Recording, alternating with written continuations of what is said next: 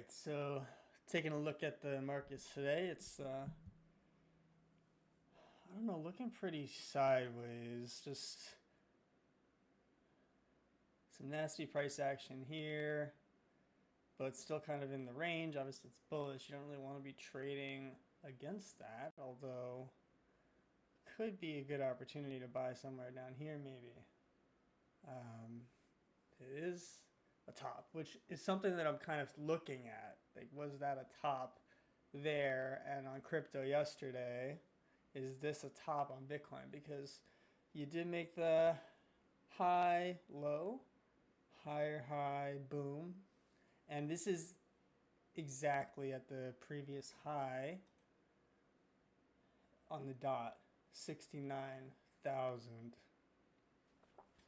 So it's not crazy for there to be a pullback down into here, 63, or even somewhere like this order block down here maybe. I mean, even coming through this little sideways action and somewhere in here. Could happen. I mean, I am expecting like a nice dip for just a nice shakeout for people who were buying the top on the ETF. But that said, I would never. Oh man, it would be scary to not have any Bitcoin right now. I understand why people would feel FOMO.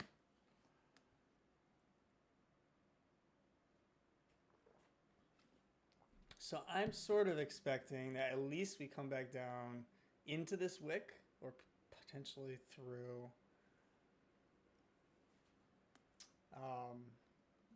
But as far as the action today, I'm really not sure. I mean, we are coming into potentially a point to short here on Bitcoin if we are thinking that was the top. Just looking at it from the short perspective, imagine this is a reversal at the previous all-time high. And this is now becomes a double top that once you come down, you do your little handle. Then when you break it, it's being broken with authority. So, as compared to this high, one of the things that makes this a high resistance liquidity run, according to ICT's theory, is that you made this high and then a slightly higher high. So now we shouldn't run straight through this because it is a high resistance high resistance run. So now coming back to today, I mean that already kind of happened, so it could be it, but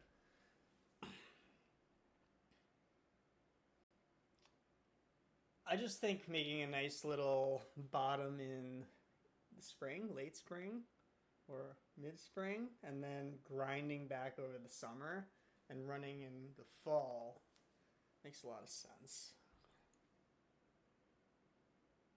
Then again, maybe it's like 2013 where you have this big run at the beginning of the year, and then a big drop, and then another run, another drop, and then the final one into a million. Is that what we're talking about? So first run into like 120K, second run into like 250, and then zoom, get to 1.2 mil, sell, and then go back down to 200 at 200K, yeah. That could happen. I guess we're going to have to find out. But yeah, we're watching, in the meantime, we're watching this PBD Tim Dillon situation, so that'll be fun. Homie, look what I become. I'm the one. Yeah. And we can. Okay, so we rarely do podcasts on Saturday morning, but when we get one of these Wall Street or at least from BlackRock that show up, we kind of can't miss out on that opportunity, right? I mean, when I was told the great Tim Dillon is coming on Saturday, I said, forget about it. Last night, legend. I get back chaperone for Dilly, late night, midnight, we get back. I said, we got to figure out what's going on with BlackRock. We got to figure out what's going on with this private equity side. Yeah. I mean, listen, the whole story about when I'm reading about this, some people, you hear, and part-time comedian apparently, and you hear these stories. The thing about as a part-time comedian, you become one of the best in the world. Yeah. You're touring in the States, in Europe. You got a big-ass podcast. Everybody I ask about this private equity guy here today, everybody, and I mean everybody. It's not a lot of people. It's 100%. everybody loves you. And then aside from that, some of us who we try to do our best in life, and you try to pay your bills, and you want to have a good life, you want to live a decent life. How many comedians? We'll see what happens at 9:30 here. Hopefully, we can get a little scalp off. We want to definitely try and get something today. What's the slums? Even if it's only the slums of the city, LA, Hollywood Hills. And by the way, name me one comedian that can say all that. And they have an estate, not a house, in the Southampton. Not a house. I mean, this is not a bad area to sell off. An estate in Southampton, connected with all these BlackRock people. We want to get to the bottom of it today. With that being said, the great Tim Dillon is in the house. Thank you so much. I love investing, and I love. Equal lows are calling to me. Wherever they are. If we're built, whatever we're building. You don't discriminate. I don't discriminate. If we're doing an amusement park in the Ukraine, wouldn't it be nice to have one? I think it would be nice. There also is this. You will absolutely. You will understand that war in many, many years when you see what we will create. Mismatch in the highs, and you will go, oh, okay, and hopefully it's nice. Hopefully it's lovely. If it's not tacky, hopefully it's nice and it's well done, and that's all we can hope. Did you see the number? Did you see how much they're saying? BlackRock, these guys got really the contract. Chase got the contract, $410 billion to rebuild. Already Ukraine. Yeah, well, this is the whole thing. I think people were, initially kind of, hoping for some type of peace agreement or negotiation, and I mean people meaning the citizens of the country, not BlackRock, but that has been discouraged at every turn by the U.S., unfortunately, right? Every time there looks like there's some opening, Tony Blair goes over from the UK, or our State Department goes over. Boris Johnson. We seem to be, not Tony Blair, Boris Johnson, yes. I apologize. We seem to be discouraging, and that can only mean to me that we have a beautiful project planned. A marina, townhouses, commercial real estate, like whatever BlackRock has cooked up, it's not nothing. It can't be nothing. Because we've avoided an end to this war at every stage. We've avoided it because we want, and also you got to remember the Ukraine, they call it the breadbasket of Europe, right? So a lot of farmland, a lot of grain. That's all been promised to U.S. corporations too, a lot of it. It sounds like you're on the inside, this kind of stuff, and it's great to get it directly from folks who are dealing with these guys. It's like getting stock tips from Nancy Pelosi. We got to be positive. We got to be positive about it. Too many people are negative about war. We got to be positive about war. Because at the end of the day, it's helps business, right? It helps lots of things, right? And that's what a way of looking at it. I never thought about it that way. Why was I bitching while living in Iran? You know what? I was negative about it. That's right. It's a different perspective. You're so negative on the bombings of Saddam Hussein in 1996. Maybe that's why we needed Tim today to give us perspective on war. Because think about it: the missiles they got to build the missiles, the cars, the tanks, the uniforms, the bullets. Big business. Still got work to do, man. You got a lot. You got to wake up. I mean, it's great to see these little, fledgling companies like BlackRock, State Street, Vanguard, and they get in bed with the Lockheed Martins of the world and the Boeings of the world, and they're building theme parks in Ukraine, Dillon World. It's going to be great. I love it. It's going to be interesting to see for sure. By the way, did you see? This is slightly off topic. I wonder, actually, now that you're saying this, what it's actually going to end up looking like. Did you see what China did to that one city that they made it look like Champs-Élysées and Paris? Have you never seen this? Put China turns a city into Paris. China turns a city into Paris. Okay, and just go to images, Rob. Matter of fact, that's the site, the one you went to. That's the side you want to click on that first one and check this out. Are you serious? Yeah. That's in China. I saw this. So if you look at the city, go a little lower. Let's see. Yeah, that's not France, by the way. No, that's China. Okay, so that's exactly the replica they built in this city. Okay. And what is this city called, Rob? There's a name to this city. Buckingham Palace they built as well over there? China launched a $1 billion Paris dupe with Eiffel Tower and French architecture, and why it became a ghost town. Yeah. Well, these are one of their ghost cities or ghost towns that they built up, and we've seen what's going on with Evergrande. Tian Ducheng, an easy name to pronounce. I would be afraid to be short, though. It's really hard to justify Persian shorting walkways, cafes, parks. There are these But you know the French are assholes, so he's probably like, listen, stay here, go to the Eiffel Tower. You don't got to deal with the French. Take the photos. Who gives a shit? Just tell your friends that you were there. It didn't work. Yeah. We're going to see how it happens in Ukraine. Well, they're going to do it. They're going to do it, you know, and we're just going to, you know, we'll watch it happen. I think Are at you on the inside when 9:30. you're thinking about like buying a penthouse there or something like that, like maybe like for vacation? I look all the time Yeah. because It comes I back just love down real estate. I think it's 9:30. funny. And I love looking Maybe at it it's all a over the buy world, opportunity right? I for think it's the great. morning I do session. look at it in the Ukraine. Think about like it's like the perfect view of the border. Like you can Yeah. actually report on what's going on, do Oh, yeah. podcasts with a backdrop. Well, I look at it Yeah. in the Ukraine. There are houses for sale right now in the Ukraine, obviously, and there's, you know, you can get a realtor on the phone, you can talk to them, and you know, obviously there's a language barrier, but they will sell you a house. They will sell you a house there. You know, that's the thing. That's what's great about real estate agents. I mean, I've said nasty things about them. They're the scum of the earth, and they're the worst people in the world. But they will sell you a home. They don't care. You will hear the sounds of fighting in the background. You'll hear bombs in the background. And How do you overcome that objection? You've been in mortgages before, so overcome that objection. So I ask you, you're a realtor. I say, but listen, I'm a little concerned. I have 4 kids. Of course. This bombing, our kids, 2-year-olds, not going to go to sleep. How do you overcome that? Well, there's no denying, Mr. Bet David, this is a dynamic environment. Right. Yeah. And we tend to think it's very exciting. And I think what you are going to find living here is that there's going to be a big influx of investment coming here from a lot of Western countries.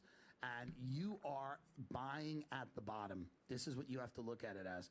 This is a great investment. You are buying at, and then it will be a cover. And then but you are, you know, technically that is the game there. They go, you know, the U.S. and Russia are going to fight. It'll be a stalemate. Russia might give up. They might not care anymore. The U.S. is going to flood it with money. The Western countries will flood it with money. And I'm ready for this. You're going to have an investment in a maybe NATO country. Who knows down the road? I don't think so. I tend to think that Russia is going to stick it out there. And we're going to give up. And I already think the Ukrainians are starting. Right? They're all a little black-pilled now because the Ukrainians are actually starting to say, wait a minute, what happened? We thought America was going to be our partner for years and years and years and years. But, you know, I think a lot of people are questioning, you know, is the Ukraine going to be a permanent column in the Defense Department budget every single year? And what is the end game? And the domestic politics are shifting. And I think, you know, Israel and Gaza now, this is a thing. I don't think, you know, we're going to stick with them for the rest of the term. I think this aid package is still stalled, from my understanding. In the House. It passed in the Senate. You mean the border turned, basically, the hell with the border, just Ukraine. Border in Ukraine. The thing with Do you think that's even going to pass? Any of the foreign aid? Any of it? I don't know. I don't have the insight into whether it will or not. I do think that amongst people, the thing about being a comedian is you go around the country, meet all different people, you talk to a lot of different people.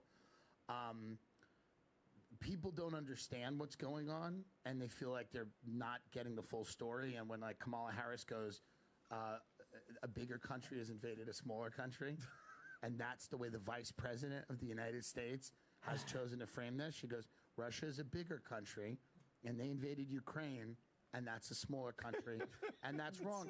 And she's explaining it like she would explain it to a 2 or a 3-year-old. Now, no matter what you think about the war, there's a tremendous context. There's a historic context. There's a relationship between Russia and Ukraine. Yeah, I think there this is are a things that have been going on there since 2014. There's been fighting there. 18180. There's been problems in the northern, you know, in the Donbass region, in those areas. And, you know, we've gotten very little information here other than the absolute right thing to do get started. is to give Ukraine money, which I think initially everybody agreed with, like, let's help the Ukraine until we can find some resolution. And then, you know, we started realizing that the resolution wasn't going to be the plan. Tim, when you started off doing comedy and you were crushing it in New York and doing your podcast. Stay in this topic. No, Are you going to stay in this topic or get off the topic? No, I'm right here. Did you ever think that the word Donbass would be in your vernacular? Well, you know, as a comedian, the Donbass region. I always love the world, and I find it interesting and fascinating, and I think it's funny. So I think it's very funny. So to me, it's very funny. I live in Beverly Hills. I live in an area where people are monsters, and they make valets cry when their cars aren't there, and they scream at nannies, and they terrorize their employees, and they're very vicious people. That's how they make all this money. A lot of them, not all of them, but a lot of them are very they're tough, okay? And you wouldn't think of them as humanitarians. That wouldn't be the first word that popped in your head when you think of Beverly Hills, right? These are, big movie producers. These are investors. They're CEOs or whatever. Almost overnight, these people, again, who I've seen throw a fit when their Porsche was not outside of Nobu Malibu in a split second. And overnight, they all decided that the one country they really, really felt bad for was the Ukraine. They didn't care necessarily about any of the problems in America. They rarely ever mentioned, any of these areas like Detroit or, upstate New York or, areas that had been, deindustrialized. People have lost jobs. There's a fentanyl crisis. East Palestine going on. Well, all of that stuff. No one cared about it. But overnight, everyone in Beverly Hills had a Ukrainian flag. And overnight, it was the accepted position of some of the worst people that I've ever met that they had decided that the one cause that they were going to invest in a humanitarian way was Ukraine. And I thought that was very funny. That kind of made me laugh. It was very interesting. And then this idea that if you had any questions about it, if you said, well, wait, what, hold on, what did I, you were branded as like a Putin sympathizer or a Putin apologist. If you just wanted to know what was going on, you couldn't ask. So I just find all that stuff funny. I find the way that they do that pretty funny and pretty impressive, actually. So we had Eric Prince on a couple days ago from Blackwater, okay? Yeah. Who, obviously, the guy knows a lot about this stuff. This is David Sachs talking about what Eric Prince said. We need to bring that war to a close because all Ukraine is doing right now is destroying itself demographically. They're chewing up the next generation of manpower that they really can't replace right now. They don't have enough manpower. The Western defense base is pathetic, and you're not going to out-conventional war the Russian bear. An ugly peace is better than whatever their idea of an ideal war is. Freeze the lines, let them keep Crimea, Donetsk, all the other ones. It's not the American taxpayers' obligation to spend another $100 billion in Ukraine when there's been significant corruption, really nothing to show for. 27. And by the way, it's not like Zelensky's not. They just found, $40 million was gone the other day. Another guy stole a couple other million. Zelensky's on interviews, geeked out on cocaine, because obviously he's getting the good cocaine now. It's like, what do you mean? There's a video of him just geeking out. Zelensky's on cocaine now. Okay. Adam, I know you don't believe anything. I was genuinely asking. I understand, but from the look of it, it's you saw it. More or less you're speculating too, though. I'm speculating too. We got that. That was on. It was on Vinny.com. Is this the one? True. Yeah. Like he is just like, look at his mind. He's. Do we have an audio here, Rob, or are we just looking for the cocaine? They don't have enough weapons to advance. They can only defend themselves. In some cases, they're losing territory. But what happens to your country if this American aid doesn't This was arrive? The face of every Bitcoin guy in Miami when it crashed. Yes. So my point being, it's obviously corrupt. The money's getting stolen, but you nailed it too. It's like the BLM thing. If once BLM happened, if you weren't putting a black square, I had people like, what the hell is your problem? You're not going to support. I'm like, I'm not putting anything anywhere. I have two Instagram posts on my Instagram right now. It's a black square and a Ukraine flag. That's it. Yeah. Well, That's all I have. I just, it was one of those things that it happened immediately, and everybody was on the same page, and I was confused. Because I remember there were Vice documentaries about Ukraine and how it was a white supremacist gangs. These neo-Nazi gangs were in the Ukraine, and they were recruiting people in America, and it was like a huge issue, and there was all this corruption in Ukraine and a lot of like neo-Nazi stuff. And I was like, oh, that's interesting. It's just, that was odd. And then that kind of went away.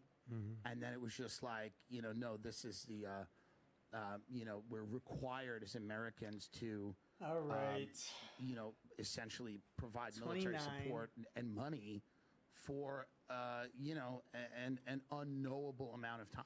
And I'm personally funding the BLM movement in Ukraine. It's one black guy. Yeah.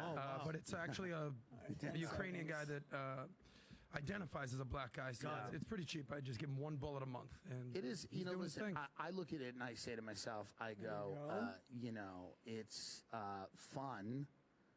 It is tragic. Like, I thought when this whole thing happened, it was like, just cut a deal. You're from the business world. Make a deal. Make a deal. Just make a deal. Give him Donbass. Give him Lugansk. and give him another thing. Give him a thing he didn't expect. That's fun. Jesus. Give Putin one thing he didn't expect. One little add-on. You give him a dead puppy, You maybe. give him a town he didn't. We do this at the closings all the time. We go, and here's $2,000 that we have this escrow account. Very strategic. We have $2,000 that you overpaid your tax. We'd always do this after we told him we were charging him $40,000. You know what I mean? We charge him $40,000 to do the loan, and then we look at him and go, and let me stop crying. Let me tell you, because you overpaid your taxes. Here's $2,000 you didn't know you had, and then all of a sudden they're wiping the tears away, and they go, this is kind of What a noble this is kind of nice. Right, yeah. And then I say the same thing with Putin. Give him something that he wasn't even expecting. Give him a nice little town, and say, here are the two things you want, and we're throwing in a bonus for you, and end it. Sweeten the deal. Little divergence. Well, at the end of the day, they eventually have to spend money. The main question everyone's asking is if this is going to be like Iraq and we're going to be doing this for the next 5, 10, 15, 20 years or not. I mean, obviously, that's one of the reasons. We can't make any movies about this. No one speaks the language. No one cares. Good point. We can't do anything. There's no You have to cultural think relevance. movie. You have to think. Oh, my God. No. Not going to happen. It's not going to work. Yeah. The one difference is, and I would pray and hope and being serious, we sent troops into Iraq. We sent troops into Afghanistan. Yeah. We sent troops into We're not doing Vietnam. No American boots on the ground. Not yet. Hold on, no, Keyword is not yet. Covert, you don't know. No, I'm saying as a policy from the United States. That is not what we're doing. Let me ask you a question. Yeah. So none of this, I'm not being the guy that's, it didn't happen under Trump. It didn't happen under Trump. I get that, but what was the moment where Putin was like, oh shit, I'm going in?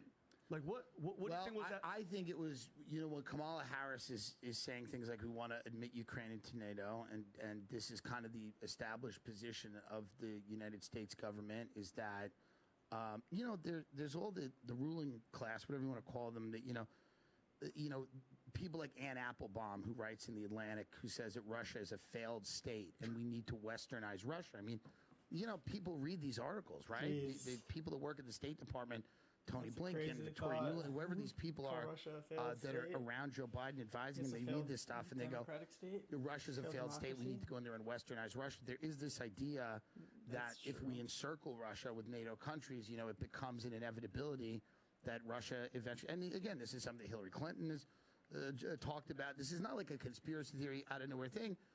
So whether you agree with Putin or not, his belief is that you're not going to put missiles in the Ukraine. You're not going to put NATO missiles in the Ukraine in the same way that we wouldn't let China put missiles in Mexico. Right. So, Well, that's been Putin's whole thing, is the encroachment of NATO and NATO. I assume you saw Tucker's interview with Putin and then the death of, what's our friend? Navalny, Alexei Navalny. What are your thoughts on that? More divergence. Well, it's anyone who dies, it's sad. You know what I mean? And he died of tuberculosis. Of course. In the Russian prison, which is a huge problem. Tuberculosis in Russia. He stepped on a nail. You know stepped on a nail. This is actually a very big problem, right? Tuberculosis in Russian prisons. And my foundation does a lot of work. No, I don't know. Here's the reality. I will tell you this right now. I don't know. Did the FSB get him? Could be. But I'll tell you this. I don't know why. This guy he's not a threat to Putin. He's already wasting away in an Arctic jail. He's already in a Siberian jail. He's not going to get out of jail and win an election. This isn't a movie. Yeah. And, everybody in America is like, Putin got rid of him because he was a threat. Well, listen, he was no threat. Zero. And he doesn't have a huge popular support in Russia, by the way. He doesn't. I mean, if you listen to Russian podcasts, people that it's not like state-controlled media. If you actually listen to people, some people liked him, some people respected him, Navalny was hated. He was a big anti-Jew guy, anti-gay. He came out. He was kind of a fascist, if you want to call it that. A man of his times. And he came out, and him and his wife, who's a hero now, she loved him. They were all into that.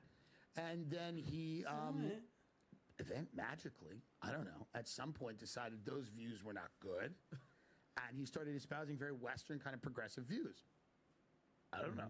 Now, I don't know how that happened. I don't know. But one day, this Alexei Navalny, who wrote some very controversial stuff that would not fly in today's, in today's sensibilities, turned and became a big critic of the Kremlin. And listen, there's a lot to criticize. There's corruption in the Kremlin, and there's corruption all over the place. And I'm obviously an American. rather live here. I like our corruption better. We're better at it. We got the best corruption in the world. We've got good Not corruption. at all. We're better at it. We know Crony capitalism. We're a modern society. We've institutionalized corruption to a degree, whereas Russia's kind of an old world society. Sometimes you just know, man. And they're still Yesterday a little was rough not a good around day the for edges, me, right? but That being said, I don't know it was a reversal. why You get those reversals wrong Putin goes and sometimes. You know? kills the guy You're now. expecting. When, you know? You're During expecting the summit, the Munich Peace Summit. Maybe he does it to just continuation, get people. I don't and know. You do some big interviews, which we'll talk about, RFK. I've seen you do a bunch of stuff. Yeah. But if you were sent to Russia instead of Tucker Carlson, Tim Dillon had Putin on. Yeah. You wouldn't let him go on some history lesson. Well, when you would ask him tough questions, wouldn't you? What would you do with ask him Putin? about the luxury and the mosque and marble and hotels and, you know, The life. the Yeah, do you Moscow think supper Tim clubs Dillon's and, gonna you know, do a really, tough what is interview? the elite doing and where are Kidding they going and how is Sochi as a second? But you actually want to know, though. For laughs. The thing I like about you is He's you're not a journalist. why are you so smart? Why do you know this stuff? Why are you I don't interested think in I'm this so stuff? smart. Why are you interested. curious into this stuff? I'm curious about it because I grew up and I remember I thought I was right about everything. And I thought I was right about the Iraq War. I thought I was right about all these things, right? And I remember being very fervently pro, going into Iraq and Afghanistan. Yeah. This guy that believed in that. I was like 15 and idea that we needed like to intervene in these countries and I remember being the exact same change way. their governments and make them more democratic. This is what I believed. I was 20 years old and on cocaine, but it sounded good. It sounded great. Everything sounds good. Everything All the sounds best, good. all the best ideas start I with was cocaine. not on Yeah. cocaine. Yeah, everything was good. And then I think it was about being wrong and learning that you are being sold a version of something, no matter what you are. Okay.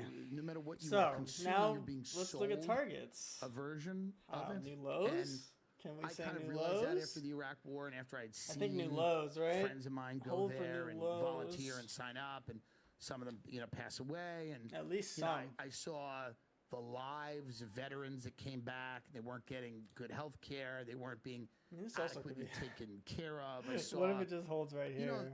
I saw parts of America be completely ignored Chill. where, 10 counties around D.C. became the wealthiest in the country. And to me and a lot of people, it seemed like, we then touched started the article, becoming too. appropriately skeptical of all these narratives that the government was telling us that we needed to do. Remember, after 9/11, it was essential. It was essential for our security that we needed to do certain things. It's the same argument that's often made. We've been in 25 wars in the past, 20 years, 30 years, right? How many of them can you name? How many of them were that important to any of us and our way of life? However, we're constantly being told that it's essential that we do these things. So I'm just curious, and I think a lot, and I try to laugh at stuff, so I think a lot of it is funny. I mean, they get away with a lot. Let's put some take The profit people down, that lower than create this. these narratives get away with a lot, Let's see. and I just think it's funny the way they do it. I don't have Here. a tremendous amount of power to change what's happening. I just think it's funny to notice it Definitely and point not it here, out. though. I think humor does. I actually think humor has let's a put it lot down of here. power. Right, I think yeah. humor makes. Look, the stuff Maybe that a little above, and that then one joke I'm gonna put, Chappelle says when he gets up there and says, "Look, I'm all for this, and below women's here. right to choose and women's rights to get the abortion or not. Fully, ladies, I'm with you, but Yeah. I also want to give men the choice to not have to pay because you chose to keep it, right? Yeah. So as Right. much as that's humor, that's No, kind of like, it's true. oh, okay. So I think comedy, purely out of my own level of curiosity Yeah. with comedians, I love to hear from everybody, Yeah. but specifically from you. The profile of a comic, there's a comic, like, You know what? you think about an athlete, right? There's Yeah. different kind of athletes. There's those that are fast. There's those that are quick twitch. They Yeah, have a yeah. good I can first just step, but take they're it when slow. it's- when it But their gets first step there. is so quick. Their punch is slow, punches fast, but then they don't have a lot of power. They can jump high. There's a lot of different ways you Yeah. can be an athlete, right? Yeah. For comic, do comics go through a phase of like being like, dude, hey, make me laugh. Like you're saying your dad would say, hey, Vinny, why don't you make us laugh? You're like, dude, I'm not a clown here. You're not going to say, just make me laugh. Do comics go through an evolution of saying, man, I'm more than just a comedian. I got a brain, I got ideas, I got thoughts. Does a comedian ever battle with that or not necessarily? I don't know. I think that it depends on what medium you're in, right? Like, I have a podcast, so the medium, I think, requires you to be funny, but also requires you to have thoughts that are interesting and they're engaging. So, I mean, I think it depends on the medium, right? If you're a comedy writer and your job is to just write a bunch of jokes for a show, you might not have that thought. And I also never feel like I'm more than a comedian or any of that. I just feel like I'm interested in things. I talk for 2 hours a week. You do as well. You talk for more than me. I feel less confident. You figure out what things interest you. And inevitably that leads me kind of down the world of like current events or politics. I liked how it was going. World events or culture, wealth, people that have had a lot of money forever. It makes me laugh. It fascinates me. I'm interested in them. And I think they're interesting people. I like that how cold a lot of them are. And I like seeing a rich family in Palm Beach not speaking. That makes me happy. When I see like 4 really rich people in a restaurant and no one's talking. On their phones? I like not even on their phones. The mother's just kind of drinking wine and the father's somewhere else. And the kids are kind of sitting there very stoic. That interests me because I come from a very loud family of screaming, yelling, messy, middle-class people.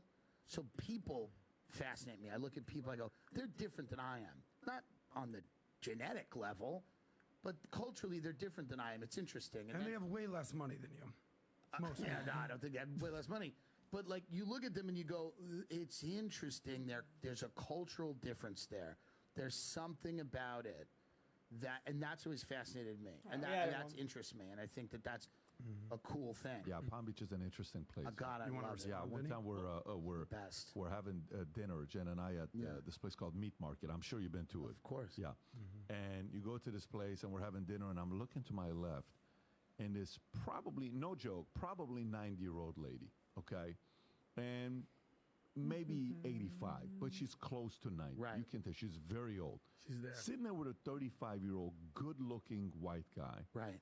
And we're like, oh, it's cool. She's with a grandson, and they're just probably having dinner, and that's what's going on. And then all of a sudden, Jen and I did I hear that, babe? She said, babe, I heard that too. I said, babe, that's a little weird, babe. So I kind of, doing one of these things, trying to see what the hell is going on here. And you're seeing him tell her, you're a bad girl. You're not going to know what I'm going to do to you tonight. No way. It's like, don't tell me. Don't say that. There's people here. I'm like, a 90-year-old lady having only in Palm Beach does that happen, right? It's a fun place, man. And I'm it's a an big interesting fan of place. like rich misery. I think it's very funny when people have a lot of money, but they're still not happy. Yeah. And it's very funny because it just shows that, it really shows that life is not about that, but it is very funny. And I was sitting next to a couple, and I'm just watching this couple, and they're not What do you want to do? The whole dinner. They're not, they're saying little Heath wants to die. Right? They're just little things about the menu. And he's just kind of, and she's waiting to kind of unload on him. And as soon as the waiter leaves, she goes, the Aspen House is for you. I don't even ski. And then he just kind of looked to the right, and I just said, these people are loaded. They've got everything. They've got everything you could ever want. They got houses in Palm Beach, houses in Aspen, and she just, and they're sitting at a table, and they're miserable, and they're upset, and they're fighting like everybody else does. There's something about that. Joe Rogan told me once, he got back from, like, I forget what country he was. Maybe it was the Philippines or wherever he was. And he was saying, you see people there that have no money and are happy. Is it going They're up? happy. They have not a lot of money. They have very little money. In fact, it's poverty. That but is so true. They're smiling. They're happy. They're with their families. They're happy. There's something very, very interesting to me always about looking culturally at different things and seeing what seems to be working, what's not working. This goes back to my uncle. I've told this story a couple times. My uncle loved watching Kings of Comedy. Yeah. And Bernie Mac was his guy. The best. Well, my uncle doesn't speak English.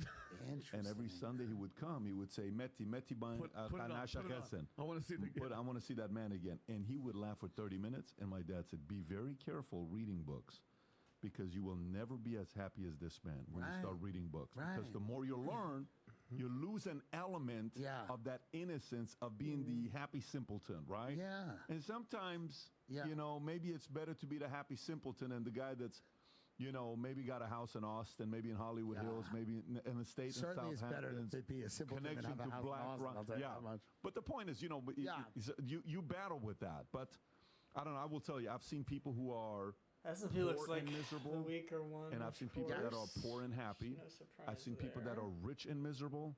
I've seen people that are rich and happy. If you can figure out a way to be rich and happy, it's the best. Or poor and happy, be in those two places. Yeah, that's a good place to be. Yeah, ignorance is bliss, is I think what you're saying. Rich and happy. But is I'm saying it in the Assyrian way. Americans say it in a different way. Or very good looking and dumb. I've always said that. Hot and dumb is the best way to go. Like the surfers in California. Yes, if you're hot and smart, you know why people like you, and that'll eat at you a little bit. You go, they all just like me because I'm hot. Yeah. If you're, not hot and smart, that's a problem. If you're if it's an issue, if you're really dumb and not hot, then oh God, it's really a problem, right? Horrible. But if you are hot and then stupid, you have it all. You really do. Yeah. You'll never question why the doors just open for you. You'll never question why people like you. You'll never need to be seen as more. And that, I think that's great too. People in Malibu are very happy. They're very, very happy. Yeah. They wake up, there's an ocean. They go to it. Yeah, we need they go to be in short it. here They get as on a well. board. They stand up on it. If they catch a few waves, then they come back, they eat a burrito, they have sex with their wife or whatever, and they go to bed. And it's a nice, that's a nice. They're not thinking about the Ukraine. No one in Malibu is thinking about the Ukraine. They don't know unless about if the girl is from Ukraine. Yeah, unless she's Ukrainian. You'd be thinking about Then her. they're really not thinking about That's it. right. All right. I know you're hanging in Palm Beach, and I'm going to take a stand Can we here. finally zoom out again? I think it's disgusting. You don't like it? These 90-year-old women with these hot 30-year-old men. This is why I hang out with Miami, so old rich men but can let hang him out do with him, bro. young Like, hot I'm, men. That's my cup of tea. Well, right happy for the 90-year-old to see woman. I mean, people I in their wouldn't 80s, do but it the tips myself. are still out, and the That's the face is crazy. done, and they look. They're trying. I like to see women Even in I'm their 90-year-old. 80s try. Yeah, I do. I think there's something really nice about it. It's beautiful in our society. We've created a society where, for a few $1 million a year, you can kind of stay 48. Yeah. They look about 48 until you get real close and you go, oh my God. But they're about 48 until the end. You can kind of freeze yourself at 50 with the right amount of disposable income until the end. Just a couple $1 million That bucks seems a to year. be what we've gotten. That's interesting. Yeah, so freeze at like 60. So Adam, you wouldn't be at 43, 44 years old. You wouldn't be with like a 90-year-old girl at this restaurant. She has like 3 months to live, but she's like, I love you, Adam, and everything I have is going to you. I mean, I only have one question. Yeah. It's how much is she worth, and what's her life 20 million. expectancy? 20 million. Nah, that's not going to do it for me. 20 million. $2 billion. Me and Edith are going to get married. Yeah. The Anna Nicole Smith model. It's also a fun place. To money. People end up in pools. One of the big Madoff guys ended up in his pool. One of the Epstein associates ended up in the pool. It's kind of a shadowy thing that goes on over there. There's a lot of money, there's a lot of power, and then people end up dead in their pool. A lot of people end up drowning. Is that the way to go? What's the best way to go? If you go, how would you want to go? Drowning, In a bro. pool in Palm Beach. Is probably the best way to go. Oh, not drowning. There's got to be a moment where you see them. Maybe they're so good you don't see them. Yeah. But there's got to be a moment. I forget which guy ended up in his pool, and it doesn't even matter. People can look it up. It's May there. our friend drown. Is this the guy? The billionaire philanthropist Jeffrey Pacauer. right? You got the shirt on Accidentally too. drowned in his. It happens a lot for adults. A swimming pool after suffering a heart attack. There's a lot of those happening. Investigating the death of prominent Bernie Madoff investors said on Monday. I mean, it's always that accident, random heart attack. It's just fun. It's just interesting, and I feel like he's sitting there by his pool, or maybe he wasn't by his pool, but like he sees them coming. There's a split second, and it's probably a gardener.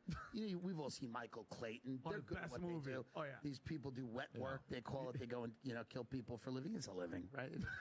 It's like, I'm not judging. A job's And a it's job. A probably gig's not- a gig. And it's probably not the great. gig economy. It's not great people either. They're killing, right? Yeah. It's probably, they sleep fine. You know what I mean? Killing Palm Beach investors, you're sleeping fine. It's not. What do you can you imagine at the bar? You're like, hey, what do you do for a living? I specialize in killing people in Palm Beach. I killed the Madoff guy. And I was like, oh, good, thanks. Wet work. Thanks. For you, buddy. And I always think too, like you have to save your receipts and go like to HR, like, listen, I guess I got reimbursed. Right. I bought rope. I took an Uber. You have to do it. But so I think what's fun about that is these guys have had this really amazingly charmed life, and then at the very end it's tough. Epstein, whatever, it happens at the very end. But there's got to be like something in their head that just at the very end they go, well, this is kind of. I knew it was kind of going to end like. There's no way you live that type of life and you don't think it kind of has the potential to end exactly how it's going to end. Did you watch the Madoff movie? I think Pacino plays it, right? Yes. Yeah. By the way, I didn't even know there was not Pacino. De Niro, one of those two guys, right? De Niro. But did you even know? Did they even advertise this movie? I don't remember. I think so. I accidentally ran into this movie. It was a Netflix movie, right? Or was it in the theaters? What, HBO movie? There you go. HBO, The Wizard my of bad. Lies. Yeah. That's De Niro.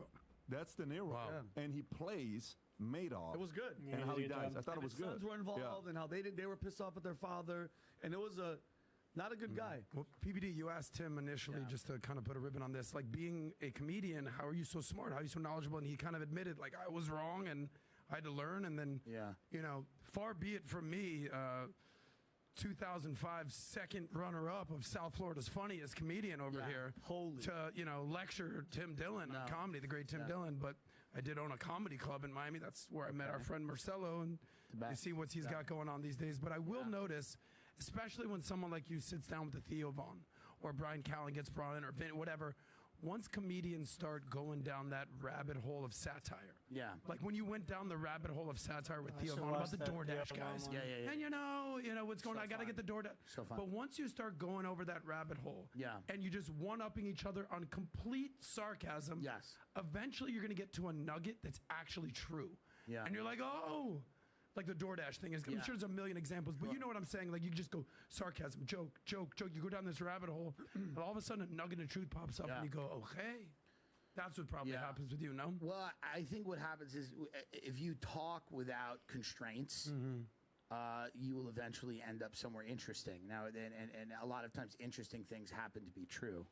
But if you're talking without constraints with somebody, you end up figuring out something because you're not worried about maybe things that other people would worry about because you're just trying to be funny. So you're just trying to be funny, and then you're saying, well, what about this? What about that? What about these premises? It's all like figuring like, what about this? What about that? What if they're doing it for this reason? What if they're doing it for that reason? And then eventually you get to it and you go, oh, that actually sounds really plausible. Right. Like, Vinny, and it may not be, but it's, that's how you get there. You talk about when you did improv, not saying because obviously you do stand-up. When you do improv, there was like a technique. Yes, and. Yes, and. What is that? You never deny in the scene because I was doing the groundlings when I first got to LA out of the military, and it was, people were like, and I'm an elephant now. And somebody's like in the scene, like, no, you can't be. And the teacher would stop the whole class and be like, rule number one, never ever shut off somebody's idea. Just add on top of it, and like you said, Tim, the what if, and what if this happens, and then you go down that route. It's how we create terrorist groups in the Middle East. We just say, it's Al-Shabaab, and then they go, no, it can't be them. You go, no, it is. How dare you? You know, when they're sitting in Langley, Virginia, at the CIA, that's what it is. It's riffing. It's ISIS. It's ISIL. It's just riffing. Yeah. And you just dump a few weapons to a couple of guys who are kind of nuts anyway and see what they do. And that's what it is. No one at Langley can say it can't be. It can't happen. It's ISIS and it's ISIL. So it can be both. A comedian can be the president of the Ukraine. They go, absolutely. And somebody in the room goes, I don't know about that. They stop. Exhibit A. Yeah. Why don't we go into some of these stories that we can riff in? Sure. Let's see how we can riff. Rob, can you pull up? This is breaking news, by the way. I'm sure you didn't know this, but it's massive news, life-changing type of news. Wall Street Journal, Rob, that CDC just gave us the report that we all need to start adjusting the way we're living. Oh, no. It's official. Keyword, official. We can pretty much treat COVID like the flu now. What? And it gives you the guide. So no longer, CDC actually came out and told us it's no longer the COVID. It's now just the flu. Do you think it's always been the flu? Do you think it's always been, but it took CDC 4 years to figure it out? Do you think there was some craziness going on? What do you think is going on here with CDC COVID, not telling us it's the flu? You got to realize when COVID first happened, people got very excited. And I'll tell you why, because they had talked about it for a long time. Bill Gates had run all these simulations, simulated events. Like they get really excited about it. Stimulation. Yeah, they go. What if we had a little sickness? What if we had a little shutdown? What if we had a pandemic? They thought about it, and they considered all the things that they would do if there was a pandemic. This is something that they had prepared for. They were really into this, right? This is something they would do. They would have these drills and program and all this stuff. They go, how would we respond to a pandemic? So I think what happened when COVID happened was, basically they were like, let's try out all the stuff we thought we would try out. Let's lock everyone down. Let's transfer all this money to people that are rich already. Mm-hmm. Let's see what they do. Let's see what people will tolerate. Let's, because I think that they were like, if not now, when? This is the epitome of the yes and. If not now, when? Yes and. Let's keep going. If you have prepared for this day and you've run all these simulations and you've discussed what you were going to do and it happens, you do it. Yep. Rahm Emanuel, who was Obama's chief of staff, said never let a good crisis go to waste. I mean, I'm sure we've all heard this and repeated it ad nauseum, but that's the way I think they looked at COVID. They were like, let's see what we can do. Is that how they looked at COVID? And Tim, do you think, mind you, you know this, the timing couldn't have been perfect to, last year presidency, this thing comes out of Wuhan lab. Yeah. We own it. Fauci. Do you think, even though now, I mean, it's obvious, we knew as it was happening, Tim, but now, because of the news cycle is so fast, now, a couple years later, now you're like, okay, it was the flu, masks didn't work, Fauci lied, the science was off. Now Americans are just like, dude, we're on to the net. We have to worry about Ukraine. Nobody gives a shit, even though now we know for a fact they lied the entire time. Meanwhile, Fauci, who was a mouthpiece, is protected by the Secret Service full-time, our tax dollars. He's retired and he's protected forever. It will never be held. What I enjoy about COVID is that, of course, China's been held accountable for everything they've done.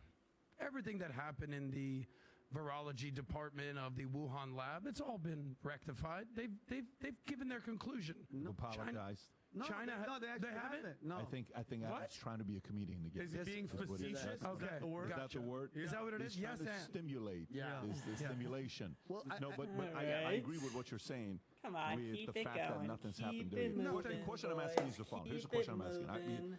Nothing the jokes, to see let's here. have fun with that. But I'm asking a real question in this run. part. Do you think it's always take. been the same? Or do you think it's no longer the same because our bodies are immune to it, so it can no longer fight us the way it did? Like, what do you think actually... No, the virus mutates. You know what I'm asking, right?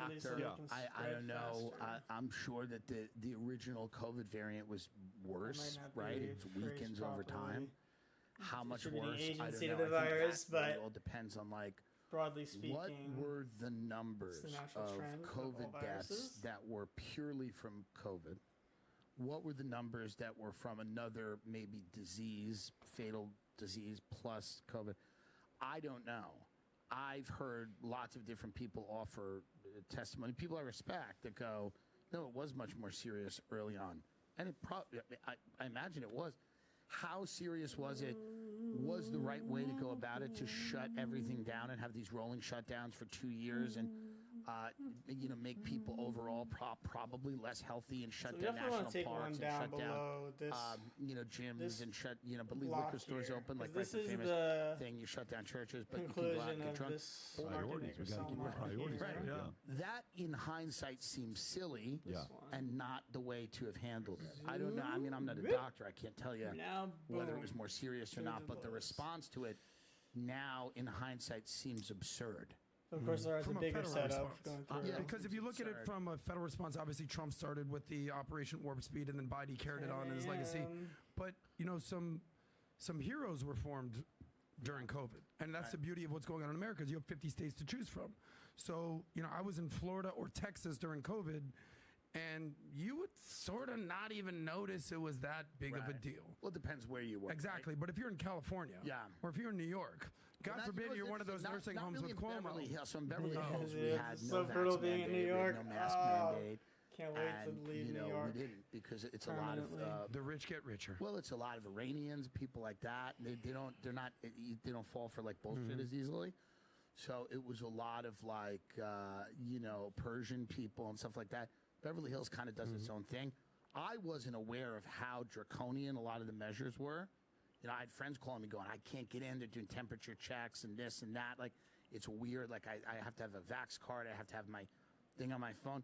For us, it was not. It was very kind of localized. Like, Beverly Hills didn't have a lot of the... It was just everywhere else in California.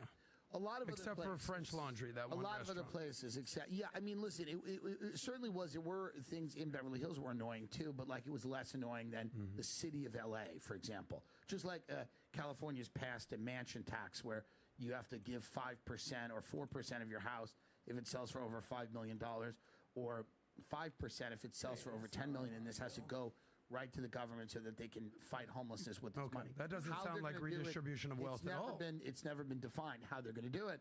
But you know who's exempt from it? You're going to laugh. Malibu, Beverly Hills, okay? Manhattan Beach, like any incorporated city that isn't. So city of L.A., city of Los Angeles, ULA is you have to pay if you sell your home. Other places like Beverly Hills or Malibu, you don't. So it is weirdly localized, but overall, you know, California and New York had bad leadership, I think, during COVID. They had bad leadership during riots. They had bad leadership. And a lot of people fled those states. If I bought that one, I'd be happy with that. I move around so much as a comedian that I'm not, you know, ever quite, you know, I go with my accountant at the end of the year and basically figure out where I've been. He goes, well, you've been here, you've been there. I have friends and family in New York, so I'll never be able to, I'm not going to abandon New York. I'll spend time there. And you know, I'm in the business of comedy, so I like LA. I have great friends in Austin. I go there a lot too. So I don't know, long term, I'll probably end up in Florida, long term. Because I love Florida. Well, you're welcome here anytime. Palm Beach is accepting applications. Can I get your opinion on the COVID thing? Because you've been very outspoken about this. I think one of the things, because you said when you were in the Army, you were getting jabs, boom, boom, boom, boom, boom, mandates. That's one of the biggest things. You know, you've said openly on the podcast, your father got the vax, and so did Melva, I believe. But that's not something that you stood for. I think it was the mandates and the painting with broad strokes, where if you're old and you're unhealthy and you have comorbidities, go get the jab. But then you see the slippery slope of like, now we need elementary school kids getting the jab. It's like, now you need to go get your 12th booster. Thanks, guy. So where do you draw the line on this? What's your take on this whole? Because I remember when our other friend over here got very sick because of COVID. I saw you lost 20 pounds from it because it wasn't the flu, but the mandates. I still can't smell. It's the best thing that's ever happened to me. Yeah. But where do you stand on this? No, listen, my question is, I'm coming from a place of curiosity. I know you're like RFK. Yeah. We've had RFK on multiple times. We talk about a lot of different things. He is more paranoid on the way vaccines were used during COVID. And a lot of parents are concerned about that. I'll tell you a couple things on what I think happened with this, because go to the next one, right? I mean, if Bill Gates really wanted to sell people on his... Let's just say he's got a depopulation, or there's people that believe that he does. He openly says. Yeah, a lot of people say the concern is there's too many people. And by the way, other people we've had on the podcast have said this, right? Openly, that they think there's too many people. If that's the case, you can go use scripture and say the Bible says a third of people will die, and there's going to be such a famine that's going to show up that a third of people could die. So Bill Gates could be a preacher and try to spin that and get people to start kind of thinking about that. But for me, I think a lot was revealed. They tried to accelerate the process of control very quickly. The last 4 years, you saw that. With what some of the things World Economic Forum was doing. Right. And I'm convinced the right people are not going to let that happen. It's just not going to happen. They're going to try to do it as much as possible. The only thing that we have to be careful with is the following. Is this thing goes away, people are no longer that curious to know if China was behind COVID. Why? Because it's yesterday's headache. Yep. And we've moved on, right? So it's kind of like the line that Hillary Clinton uses. Like when I talk to Anthony Weiner, what does she say? What's the big deal? What's the... You ever seen when she said that? The past is in the past. The past is in the past. And she's like, what difference does it make, right? What difference does it make now? But they are banking on majority of the people saying, what difference does it make? And I don't think that's the right thing. By the way, if Trump does get elected and none of those findings come out, then guess what? You didn't fulfill your campaign commitments. 100%. If you're going to go out there and saying these people are going to be held accountable, well, you better pull it off, because that's a lot of what America wants to know. Because if it doesn't happen, next time around, COVID comes around, if we make the same mistakes again, it's people's fault. It's the leaders' fault. Are they still selling the boosters and stuff? Oh, yeah. There's a 10th one. That I like. You didn't know that. I like 10th that. Get your 10th As just booster, somebody boys. who's a fan of let's be honest. As a fan of Mark, now this thing hasn't really worked the way that anyone thought it was going to work. And they're still out there, and they go, we've got a new one. And I love it. And by the way, the terms and the COVID and the things they call COVID are confusing. And the new strains are all the time popping up. Are you up to date with all the boosters? Are you on the 7th one or the 8th one? I got the first 2 shots because I was touring as a comedian. They go, you can't do it if mandates. You got to get into the UK. Is that the whole space? You couldn't do it if you weren't. Couldn't do it. Couldn't go to Canada. You couldn't go to Canada. You couldn't go to UK. You couldn't do New York City. How about in the States? The New big York places. Couldn't do it. L.A. LA people, comedians well known that we both know were like, Vinny, well, do you have a fake card, a vaccine card that I could get? Even venues in red states, even venues in red states, if they were, a lot of them would still require you to have the thing. So I got the first 2, but I never got any boosters. But I know people with the boosters, and the boosters, to me, it's the ultimate comedy is that, like, it didn't really work. Yeah. And it didn't, do the thing that they said it was going to do. The only thing now, they go, well, you would have been dead. That's like the last thing that, in the beginning, they're like, you won't get it. Then they're like, well, you will get it, you won't get sick. Then they go, no, you'll get it and get sick, but you won't get that sick. And then they go, no, you'll get it, you'll get sick, and it'll probably be really bad, but you won't die. That was the last thing they had left. So the fact that they're still selling it 3 years later, that Pfizer's still going, let's do it. Let's bring it to market. To me, I think that's hilarious. And can you imagine, like, people walking in and still wanting this? It turned out to be an easy one today. I got on. I'm like, I don't know. Is it going to be They're getting these things at pharmacy at CVS. I think it was. I thought it was in range. No, I want a COVID booster.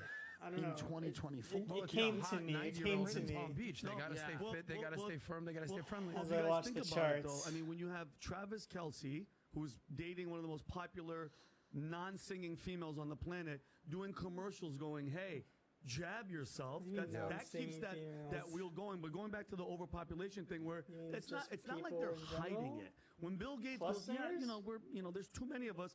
Do you guys remember Prince Philip, that really attractive-looking guy? Rob, I sent you the photo of him. Prince Philip, who died at 99 years old. In 2009, he said this about when he dies. He goes, in the event that he dies and I'm reincarnated, I would like to return as a deadly virus to contribute something to solving overpopulation. Well, I think he died as a deadly virus. Take a look at the photo right there. Go to the photo of him, Rob. Go to the photo. Look at it. He did it. These are the people. Prince Philip, you've done it. That's what they did in Indiana Jones. That's the absolute, Bob. It's a quote. Verify the quote. Verify the quote that he said that. And it's a quote from him, Business Insider.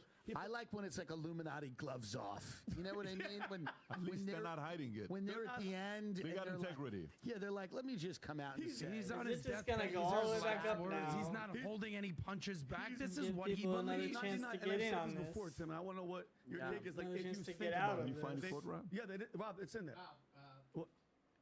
Yeah, let's fact check. Reliable, but usually Snopes is against this. It says it's true. Oh, shit. For that guy, of that Great guy, work, Rob. Shit. For him to say, in the event that I come back, I want to kill as many of you effers as possible. So, by the way, this is the elite mindset. And going back to Tim, if COVID, because like you nailed it, bro. They warned us. Yeah. They had all these. They had exercises. I don't know if it was the year. It was like pandemic something readiness preparation, and it's in your face. It's projective program. They show you what they're gonna do. They had some like JV things, the swine flu. They had the monkeypox. No, they had other things going on. They had an exercise. But if you think, if this was a movie, think about what they got away with and everything. Like all the mainstream media, it was so planned. CNN had a death track ticker. Like every day, it was like the debt thing. So if you think about, look at what they got from it. Okay, the WHO, and CDC, they have all this power now. They can do whatever the hell they want, right? It helped with the voting, mail-in voting, rampant around the country, okay? They destroyed small businesses, and you nailed it. Those deaths, I know a guy that's one of those administrators at a hospital. He goes, Vinny, this is early on, Tim. He goes, if somebody came in they died from a motorcycle accident and they tested positive as COVID, we would tell the family, hey, just here's some cash. We'll put that he died of COVID. Not that. Were they doing that? Man, I would have done that. I had no 100% idea. for cash. I would have get those numbers up. I would have shut up and said, my mother died of COVID in 10 seconds. I would have said it. I had no idea they were offering envelopes of money. They were Some giving people just like look up who he's Can associated we do with. it? Can I retroactively find do that it? person? But not. But if it was a movie, Can we Margin criminally. I'd like to go on the I'll tell you, record. my whole family died of COVID. Give me I anything. just shot. Cut me a check. I just shot a guy. Why not? Well, that's a form of reparations, though. We should be able to do that, I mean, right? if you think about it, like, what is it hurting you if on the death certificate it just says COVID instead of motorcycle? Who gives a shit? Because they wanted to inflate the numbers, but the accountability to this day to China should scare the shit out of everybody, because guess what? They're already saying pandemic number 2. How many more warnings do you have to get to say no? Well, I remember I was in this little chat app called Clubhouse. It was really hot that. during the pandemic. It was hot for about 6 months. And Yeah, it then was. fizzled. Yeah. Still Fizzled. happening though. But you'd go into these rooms, and it was an audio app where people would talk to each other during the pandemic, very isolated. Everyone was like hanging out on this app.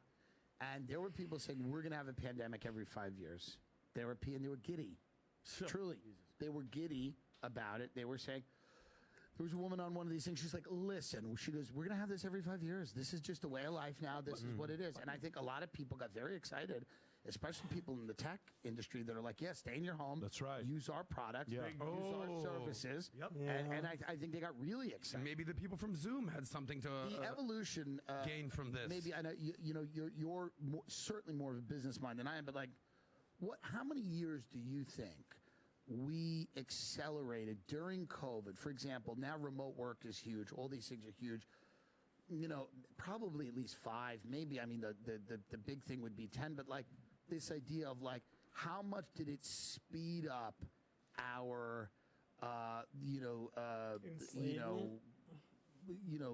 delivery into this digital landscape? Do you think that we would have gotten there in 5 years? Do you think we would have gotten there in 2 years? It's not even going there. America's the only country in the world that believed it, that went back to it. Meaning, like, for example, I'll give you crazy stats, right? Yeah. All right. So do you know what country in the world is the worst country that have kids being born to a single mother? Don't know. U.S. Yeah. 40%. Makes sense. 40% of the kids are born to a single mother, fatherless home. Jeez. 40%, right? That's crazy. 40%. Do you know what that number is in India and China? No. Let me just give you the world. The world average is 7%. Okay. India and China are 4 and 3%. Right. Only in America will we get to 40%. Right. And we don't sit there comparing the stats. We're like, okay, that's just the way it is. I bet everywhere else is like this, right? Right. So there's a guy, there was an event being done here in South Florida by Ron Biscardi that I sent Tom and Eric to. Rob, you played this clip. I texted it to you a couple weeks ago. We played this on the podcast. This billionaire says, this whole concept of working from We haven't home, taken any profits and yet. she's trying to correct them, right? Give us some You won't find it more. like this. Just look for a text that I sent you, Rob, and find it through the text I've sent you, and you'll see there. So he says, U.S. is the only place that people still are not coming back to offices. Right. Everywhere else, everybody's back at offices, except in America. Interesting. So why is that? What are we doing? Right. Maybe it's our policies. Maybe Especially companies in are New York, accepting man. it. Maybe Jeez, when I companies was are selling in New afraid. York, More and more no companies one today wanted are to, flat out like, saying you're either at the office or you're not. You're just any going to get in-person fired. meetings. Right. Totally fine. So Musk They're only in brought the that office, back like, up first. Some they're- other they're guys are busy bringing that it up whole as day. well. To me, once or here's kind of twice what a I want to week. ask with this. Okay. All right. So we went through a pandemic. No problem. Fair to say, America wasn't ready for it. Okay. On how to react to it. Literally. That's very fair Every to day say. they're like, you want to say something?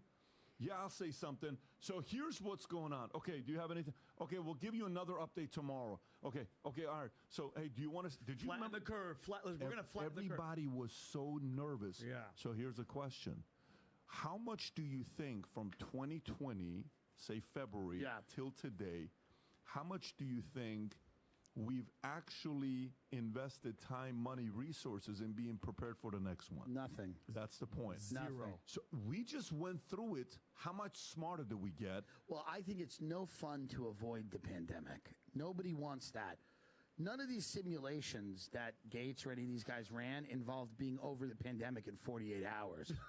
By the way, none of them were like, here's how we nip this in the bud and move on. They were like, here's how we deal with this incredibly devastating thing. So, yeah, it doesn't seem like, and I think they say we get one every 100 years or so, or, you know, the last one was Spanish flu in 1918. So, the good old days. You know, I think you know, we're famous as a country for moving forward. Well, what's great is, you know, the big pharma companies, the Pfizers, the Modernas, the John. You know, as nonprofit companies, as 501c3s, this was what they wanted to help us all out. They didn't make any money from all this. Hell no. I think they didn't generate tens of billions and hundreds of billions of dollars. The legacy of wasn't this on their agenda. Is that no one, unfortunately, there's been a seed of distrust sown into the population when it comes to the government and to big corporations and these narratives that I think can't be undone, and it will take a long time. It'll take generations of people to ever, if they ever fully get that trust back, it'll take a long time, because I don't think people are ready now to trust them again on a wide range of issues, but certainly not on public health. Oh, it's at I think the trust in the government and the media right now is at an all-time high, isn't it? Well, all-time low. All-time low, Meaning, they're crushing it. They are. Which is sad, because you need it. If you're going to have a functioning government, you're going to have a functioning media. You need people to trust these institutions, but when they let you down over and over again, there's just, you know, what are you going to do? Well, I will say this. I think COVID was one of the best things that ever happened to us in America. Now, you're going to think, like, what the hell are you talking about right there? Because the reason I liked it is because now everybody has to reveal their hand. Yeah. Big Pharma, we understand what they stand for. Big Tech, we understand what they go for. Big Government, we understand where they're at. Everyone had to put their hand out and say, this is where I'm at. We saw the Big Tech overlords and the virtual governments expose how they basically vote. Yeah. We understand why Big Pharma is. Everyone had to get revealed. Now, kind of like what you said, when you were 20, you thought you knew everything. Yeah. You know, unfortunately, that took me till about age 40. Yeah. And, That's you know. That's the one, Rob. With Barry Sternlicht. The thing is this, though. Fool me once, right? Shame on you. Fool me twice, shame on me. If it happens again, I think it woke up. You said how the right people are always fighting each other now. Here's the problem, though. But people have been woken up. Here's the problem. Let me just tell you what the problem is. This is why we're having a hard time making progress. Rob, can you pull up the video I just sent you earlier, Chuck Schumer? Okay, so this is Chuck Schumer. This is why it's going to be very hard to make progress. If you go to you'll see I texted to you, Rob. You should have it in your text. I think we're good. If you look at it, it's a clip of Chuck Schumer talking to Biden on a hot mic, and you should see what he says to him. Oh, really? No joke. I mean, you have to see what he says to him. Okay. How long ago was this? Just play this clip. Whether this is 3 days ago, go ahead and play this clip. Watch this. Zoom in a little bit so we can see the words. Oh my God. What? Did you hear what he said? Yeah. I've done it for 6 years. I can keep doing it. That freaking snake. He's a snake. Is that? Joe Biden has no idea who he's talking to, by the way. Is that really where? Are these subtitles verifiable? Okay, you can pause it right here, Rob. The point is, Go to the top, Rob. The point is, I don't know if I trust that, but if you continuously have if that this, actually is, it's just we're crazy. not going to make progress on that. Be prepared for the next one. No. Go ahead. No, yeah, and I mean this is how they talk. This is the thing. This is how they talk, right? Yeah, I mean, this is I how think they that, talk. So it's not implausible, but do you believe that's exactly like this I kind of don't know stuff if happens? This is exactly how they talk all the time behind closed doors and in there, front just of the way also it was a this little is bit how they talk. hyperbolic. They a little bit actually much. have contempt for people. It seems like, But yeah, because that's the broader they point. look Is at they it talk like you know, with basically. contempt. This is, you know, For the people have said, plebs. you know, it's like a quote that people have used all the time, but they're like, Washington is Hollywood for ugly people or whatever, right? Yeah. But this is the way that they it's what can be sold to you. And they're basically like, we can blame these people, we can lie. All we care about is our donors. All we care about is the money. All we care about is protecting the people that put us there, that give us money. Chuck Schumer is the senator from Wall Street, by the way, from New York. Yeah.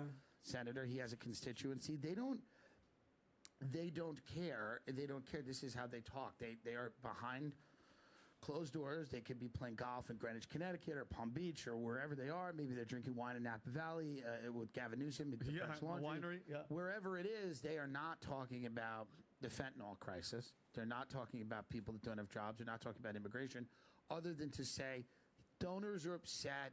They're getting pushback. How do we handle these very wealthy people that pay us money? That's really what. This is what they do. Now the internet's ruined this whole thing now. You know what I mean? Imagine doing this for hundreds of years and then all of a sudden they don't know what a hot... They ruined their shtick. Explaining to Joe Biden what this even is. Yeah. The most important thing to me in this entire thing is when he says, I'm a pro. Because if you go down the rabbit hole of I'm a pro, what does that mean? And he's a pro. Yes. What it means is that I am the establishment. Yeah. I've been doing this for decades. How long has he been the Senate majority or minority leader? 2 decades probably. And it's what I will say is it's as establishment as it gets, but it works on both sides of the aisle. Because for every Chuck Schumer, of course, there's our good friend Mitch McConnell. And those are the neocons essentially that are going back and forth on this. Yeah. And they're just playing the game of politics, and there's dead people to show for it. And there's 2 things. Number one, zero accountability. Zero. They get away with all of them. Well, because people keep voting for them in. No.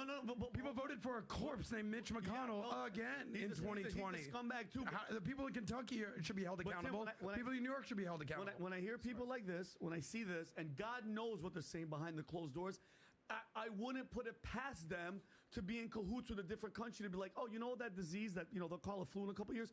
Release that shit, and we'll never hold any accountability. You don't really know. You never know. You don't know. Let it leak. Let it leak. We want to get the president out. They lie to you into the way. They tell the truth about it being an accident. I'm coming from a place of, if like, who's I talking to? I was talking to Prince. I said, okay, typically when you have 2 people get into a fight. You could be your kids, okay? It could be your friends. It could be your cousins, your parents. Right. You know, whoever it is, employees. First thing you do, you bring them together, and hey, your position, totally get down it. there. What do you guys agree on? You try to find a point of, you know, where at least there's some, not necessarily middle ground. What do you actually agree on? Okay. That's Right? And I asked Eric, I said, so imagine we're in a room. Okay? Yeah. I'm the mediator. You're the mediator. Anybody is the mediator. You have Schumer. Yeah. You have Pelosi. Right. You have, AOCs, the Obamas, whoever it is, right? And then on the other side, you got whoever, pick them. It's going to go. Whatever. McConnell establishment. It's a little divergent. Let's just say Trump. Let's just say Jim Jordan. Let's just say Trey Gowdy. Let's just say some of these guys, right? And you ask, Lindsey Graham. what do you guys agree on? Not a big enough one, though. Like, is it? do they both believe America is great, the greatest country in the world? They would all say yes. Here's the thing. But what does it mean? None of them are telling the truth. Your thing only works if people are being honest. They're not ever being honest. They're always lying. And they're lying because... Do you remember that one time? They all agree on self-preservation. Exactly. They just want to continue to rule. No term. Are you convinced the 56 guys that started this country were the same way? No, because it was a different time. But I think that, like, for example, I think there was a lot more risk than there was now, right? So when those 56 guys started in the country, there's a lot less to lose now.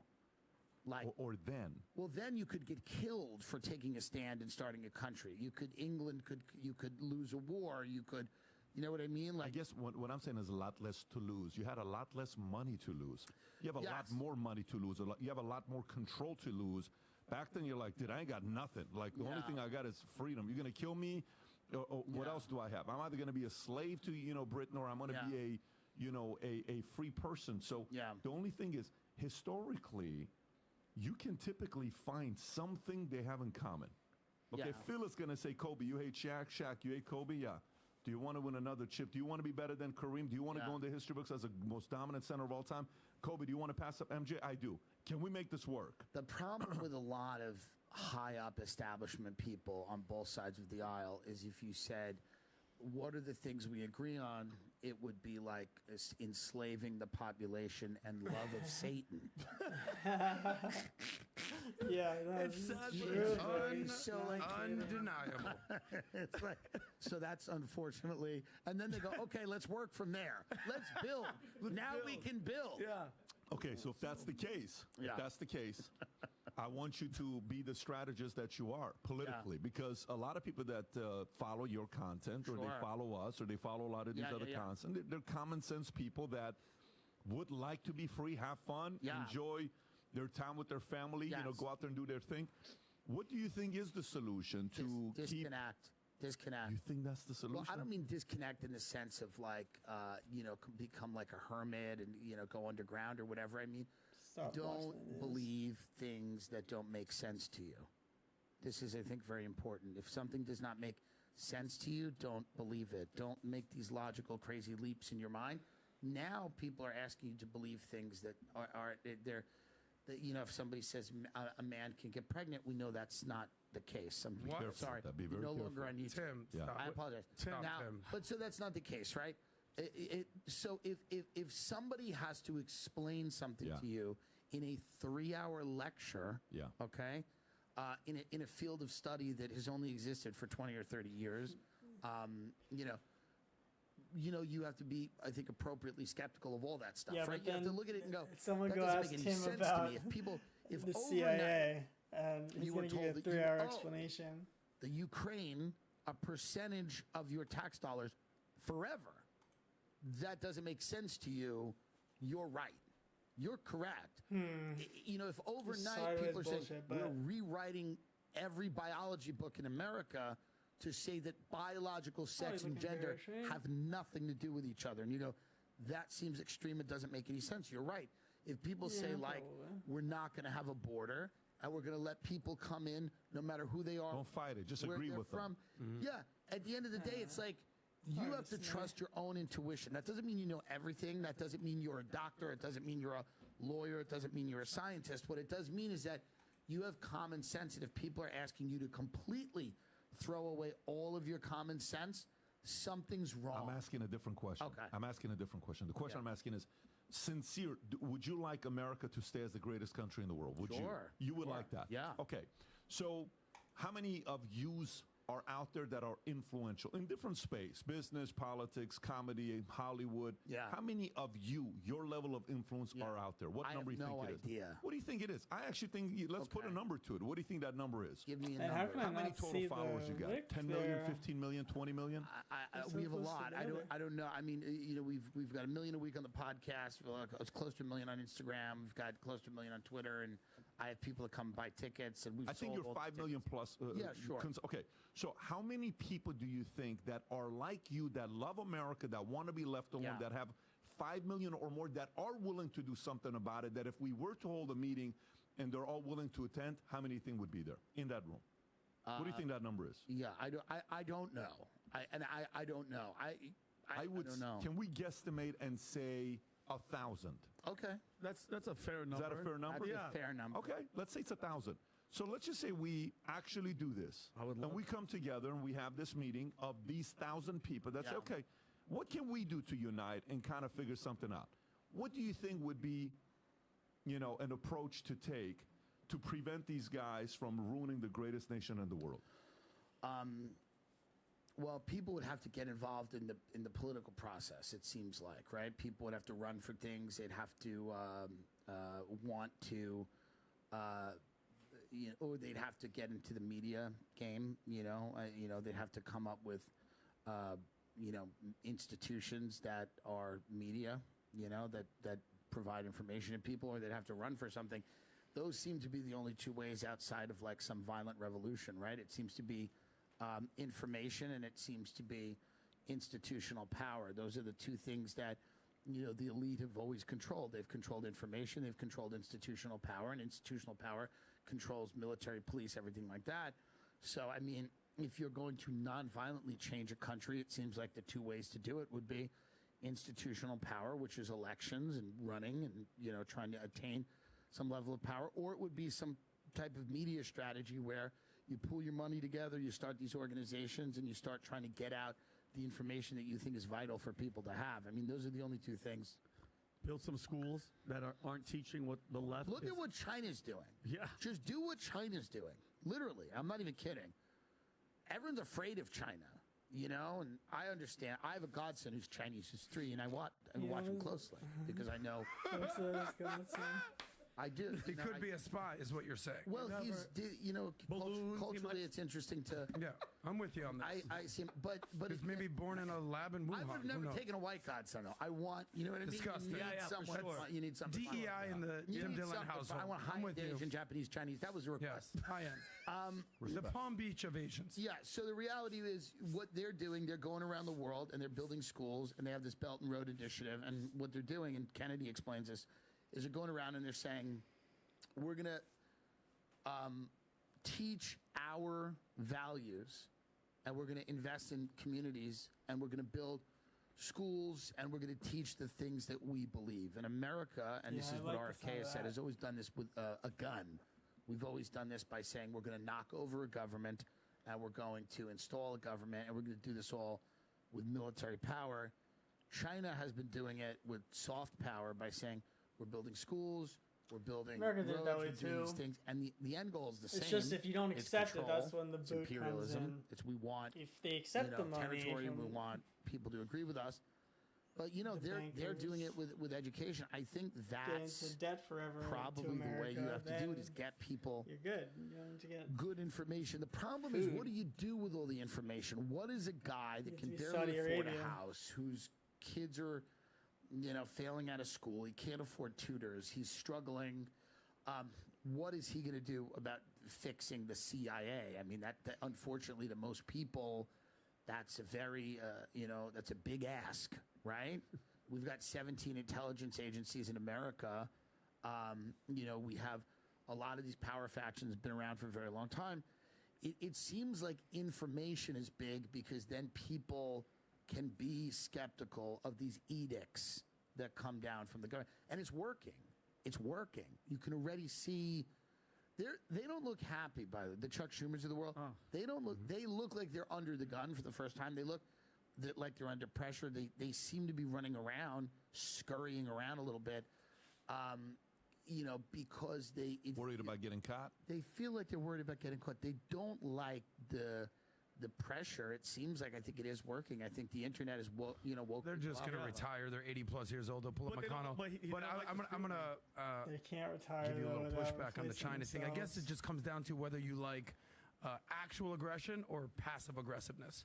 Because China is kind of like the silent friend who talks shit behind your back.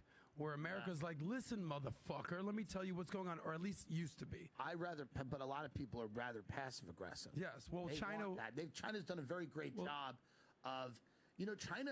If you look at like the Israel thing, right? I mean, listen, we have a huge,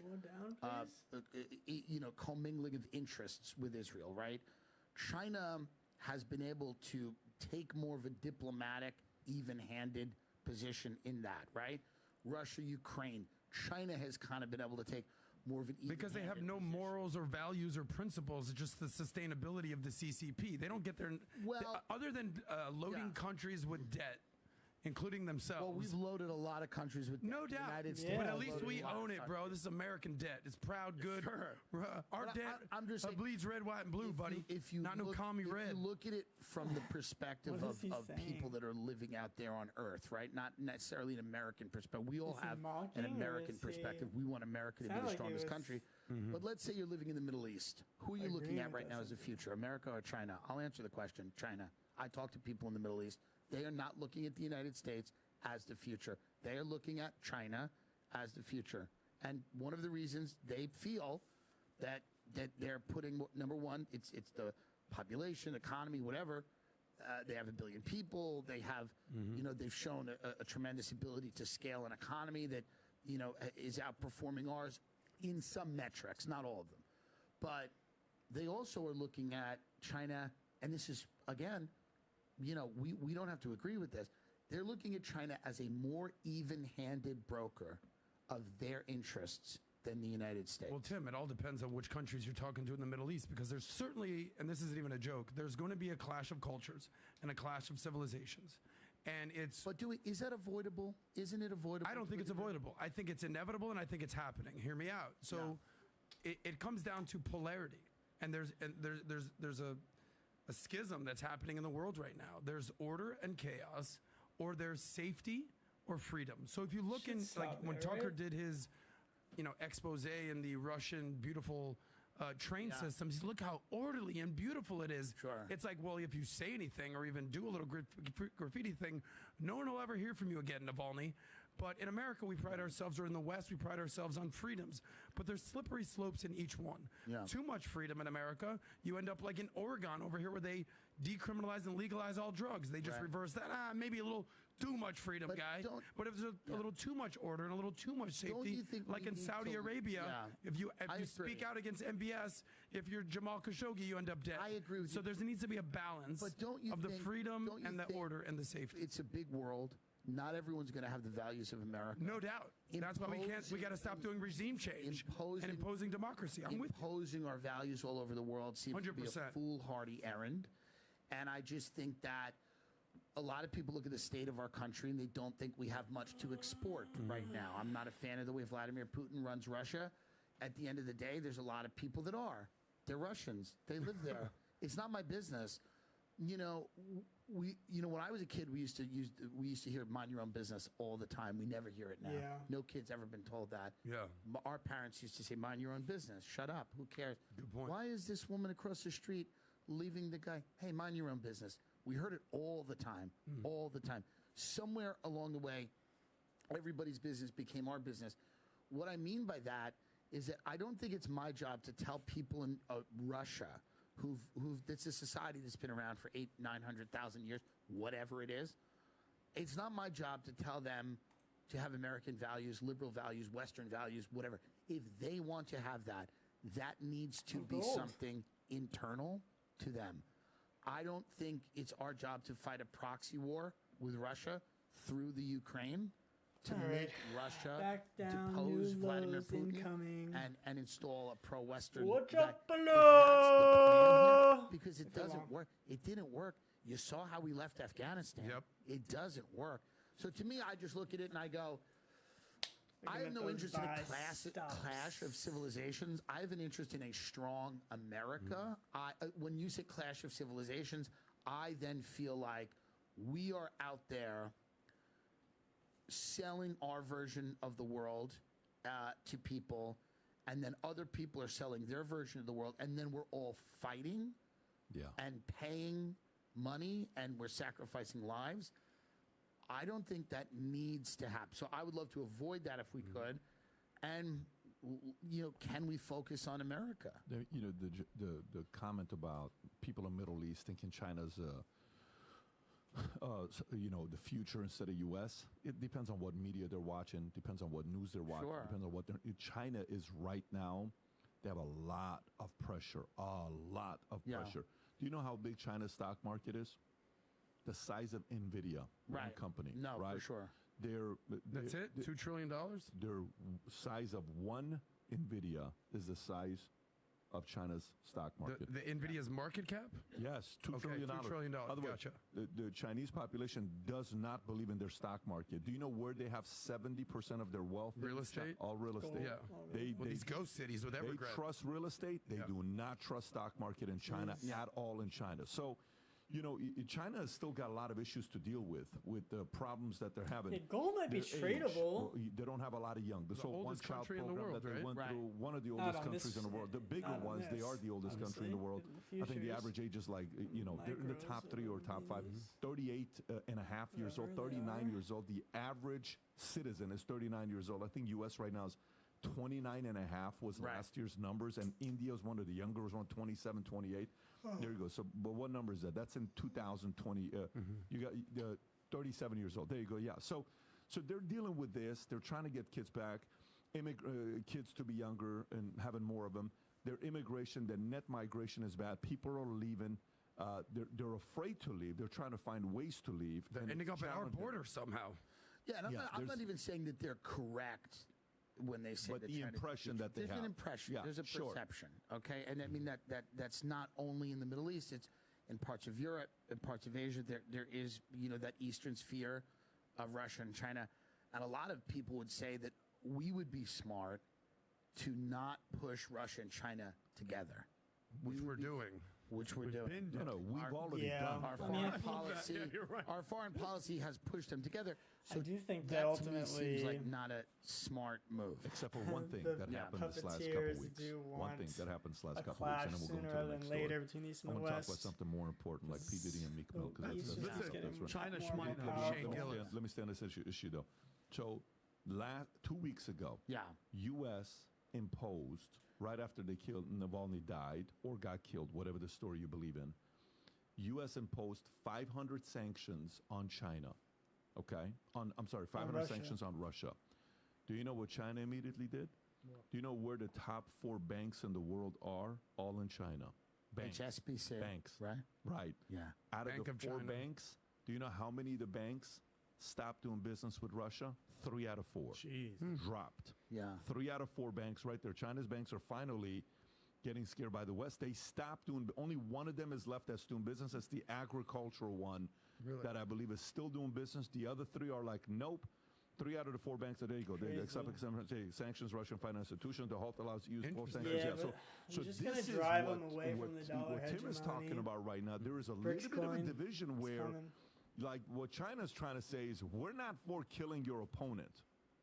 That's kind of like publicly, because we'll do it in private, no problem, but it won't be announced. But this could be, they did have meetings together. They've had events together. They've had some of this stuff together. Well, they have BRICS. I mean, that's kind of part of the whole narrative. What I'm saying right now is when you do something like this, and this is public. It's not like it's private.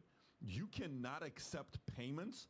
Are you kidding me? This is pretty wild. That's 500 sanctions we put on Russia. And by the way, do you know what's the first thing Trump's planning on doing when he comes on? The first things he wants to do? Bring back all, the sanctions towards Iran, all the stuff he was doing with China. He's bringing that back. Yeah, so that's one thing US that I got convinced on by left Trump, is actually, taking the approach Trump took with China, and that Iran. we do need, US is taking that with Russia. In the US, is what they're doing. Again, going back to the proxy war. We have to disincentivize people. It's going to be interesting to see what happens. I watched a guy today. I was speaking at CPAC, a clip today, that said the next 10 months China are going to be the wildest 10 months you're going to see.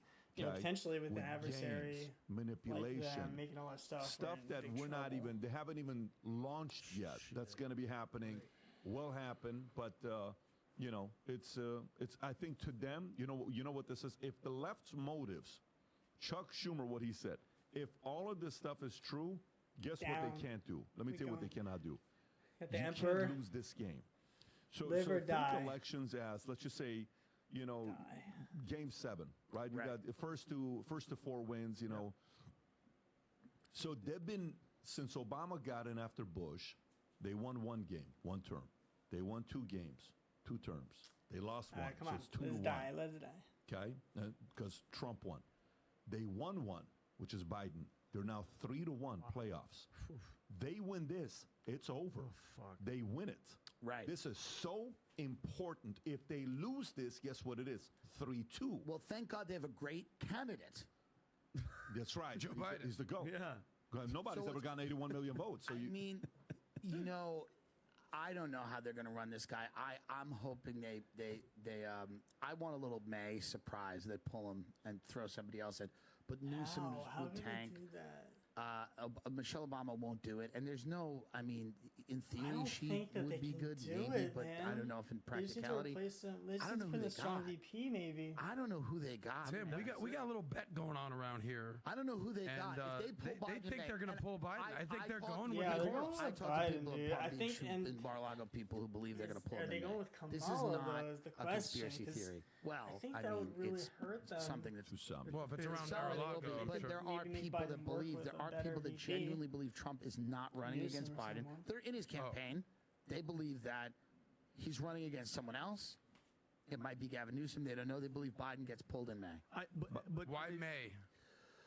Because our friend Tom was usually here. He thinks it's going to be in August, 13th. which I think is when is their way convention? too late. It's the August 13th. No, so I think Which I feel is like incredibly late in the game. The reason they would pull him in May is because then you head right into the summer. No one cares. People are not paying as much attention. So I'll be in Mykonos. That's fine. The person wouldn't get a ton of scrutiny over the summer. They would be kind of crowned at the convention. Then they got a few months, and then boom, there you go. By the way, did you see Spider-Man? Yeah. They are trying to get in one of the movies in Spider-Man. They showed Michelle Obama 20, but it didn't say the number. Oh, really? Yeah, they had Michelle Obama in the movie Spider-Man in the back, like you can miss this. Oh, really? Yeah, it's I one don't of think these. she wants to do it. A Spider-Man movie Easter egg. Don't you think she How has was to? Spider-Man's movie Easter egg teased Michelle Obama candidacy? Oh, weird. But it only shows 20. It doesn't show the other numbers. So if you go a little lower, maybe Control F20. If you Control F20, it'll come up, Rob. Can you Control F20? There you go. Boom. Hit it again. Papa, go one more time. Right there.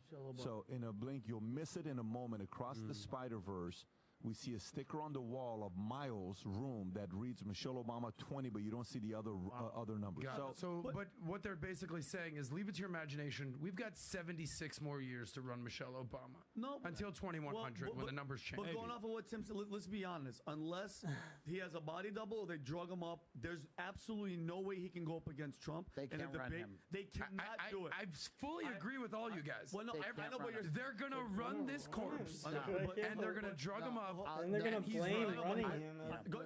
Tim, he's still their guy. Hold on, Adam, and I get it because numbers don't lie. I'm looking at what's in front of me. My thing is he's eating ice cream and campaigning, and sanity, dementia, Alzheimer's, whatever the hell is going on.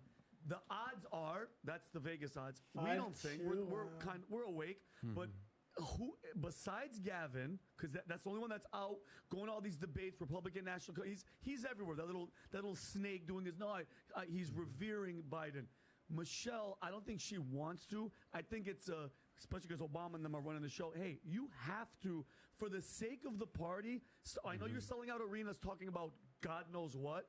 We need you. Get your ass in there. Give us this 4 years. He doesn't believe that.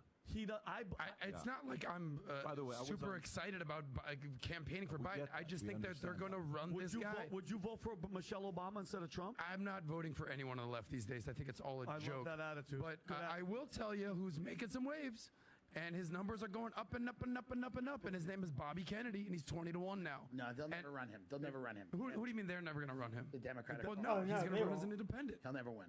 He'll never win. He'll never win. Well, his odds. No shot. Well, according to the odds, he's got a 20-1 shot. Michelle, look where Michelle is.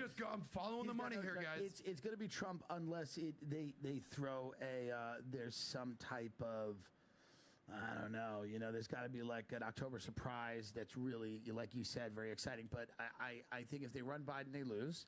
I don't know who they could run where on paper, Michelle's a good candidate. We don't know how she would do. You just don't know. You don't know. On paper, she's a good candidate. We don't know. The other people, there's no name recognition with like a Gretchen Whitmer or no. These are VP candidates that are surfacing. Okay. But I got to ask you this. Yeah. Look. The Ross Perot, 1992, made some waves as a third-party candidate. This guy was 5'4", and he talked like this, and he he was kind of like a John F. Kennedy. Bobby Kennedy's a legit dude. Well, other than his raspy voice, you've had him on the podcast. Great podcast with him like and him a lot. Cheryl. Theo Vaughn said that he would vote for him in an instant. We all like him. Why do you think he's got a chance? Because the numbers are not at all trending in the direction where you would put him in the running. Yeah. He's not. If you look at really the say he has a polls, chance. he's not. Just as an analyst, again, I like him, and I think he would probably be a really good president. As much as you can judge anyone for a job, right? You hiring is Gary Vee said once, hiring is guessing. He said that to me, and that kind of made sense, I guess. But I don't think that you could predict how he against Trump, and whoever else in the Democrat. Do you you see RFK winning against Trump? No. I think if you get those three guys, you know, the old and senile versus the old and angry, and versus the fit and vocally challenged RFK, if you get them on a debate stage, I truly think that RFK is going to make noise and waves and call out both sides. I feel like there's such a yearning in this country for a third-party candidate. I think Patrick will agree with me here. Do you see any way you're putting your money on RFK beating Trump? There is not a possibility. Patrick would not put $1 on that. He's the only candidate that actually has a favorable approval rating. By the way, and it's great. I mean, you ought to go bet on this. If you're 20 to 1, put $1,000. You win 20 grand. You guys, you know what? Maybe I will. I like him. I like him a lot. Yeah, there's nobody here. I like the guy. I don't think anybody here doesn't like him. I think the part that you have to be thinking about is the following. So.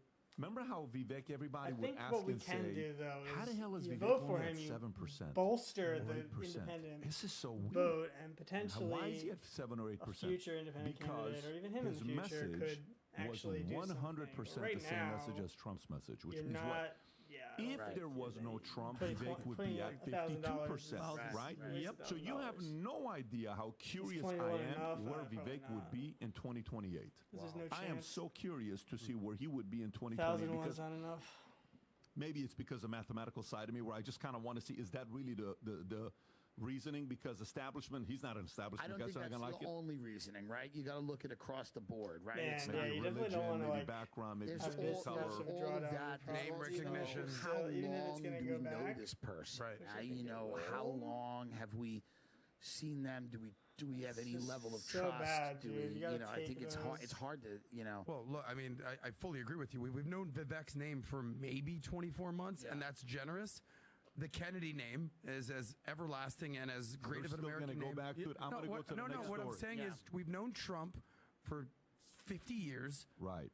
Biden's been a politician 50 years. It's name recognition. Then guess what? Then Vivek doesn't have it yet. But you ready for this? That's all I'm saying. The Obama name. You know those 81 million votes that Biden got? They're gonna go for her 1,000%. She will not have a problem. Right. She won't do it. I'm not a believer in Michelle. I don't think she has. I think she has to. I think she has to for the party. I don't think she has an interest in it. Do you want to bet?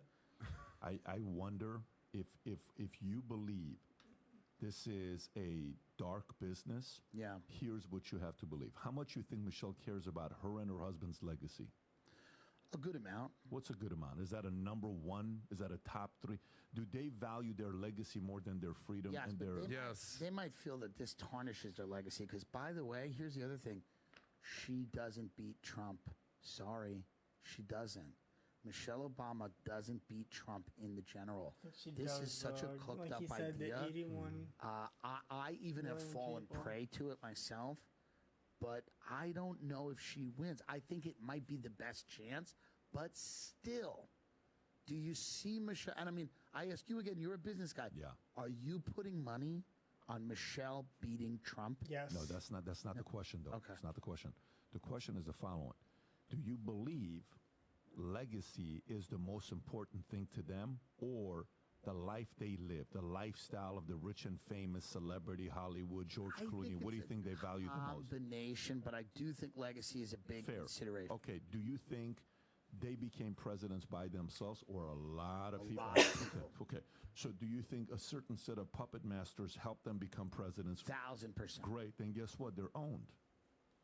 Then if you're owned, then the people who own are going to come knocking on the door. And do you think in the political space, the people... Not everything you own behaves the way you want. Well, watch this, though. But let's stay on this topic here. Let's remember how this whole thing you were saying, conversation starts with this, and it leads somewhere, right? Yeah. Like the whole thing with comedy curiosity? Yeah. Okay, fair. But do you think the people who owned and pushed have intel on them that nobody else has access to, including the world, you and I? Absolutely. Fair enough. So what if that meeting, do you think a meeting would take place where the meeting goes like this? Michelle, we're going to need you to run. And she's going to fight it. And he's going to fight it. And then it's going to say, we don't want to make this bad and ugly. We want this thing to be civil. We don't want all the information to come out. We've worked very hard to protect your legacy. I think, the other people will not be happy because it's always going to be the other people are not going to be happy because they helped you get there. They want you to run, and they're willing to back you up, and they're going to put $2 billion up, and you're going to be running for 4 years. We can put somebody else after that, but for now, we're going to need you to run. Yeah. Do you think that kind of a meeting has taken place? I think that the problem I have with that kind of meeting, number one, is I think that whatever they have on the Obamas would severely damage the Democratic Party.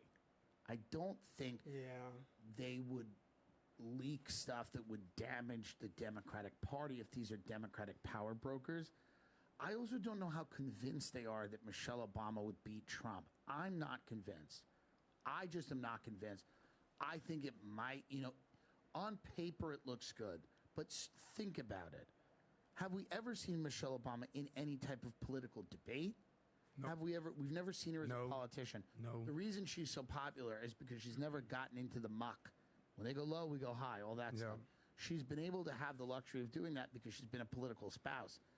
If she becomes Hillary Clinton lost twice to a first-term senator. Michelle's more likable than Hillary. Hillary's a liked person in America. For sure, but Michelle has the advantage of never having been a politician. She's a politician. She hasn't had to get down and dirty. She hasn't had to ever really, she's never been, back against the wall fighting. Trump won, and he had never been a politician. He had never done debate. Trump is a much different character than Michelle. Trump is a monster in a good way. I do think Michelle would be fine, but she's unproven for sure. He's been in every rap song ever. He had The Apprentice. But guys, let me tell you. So listen.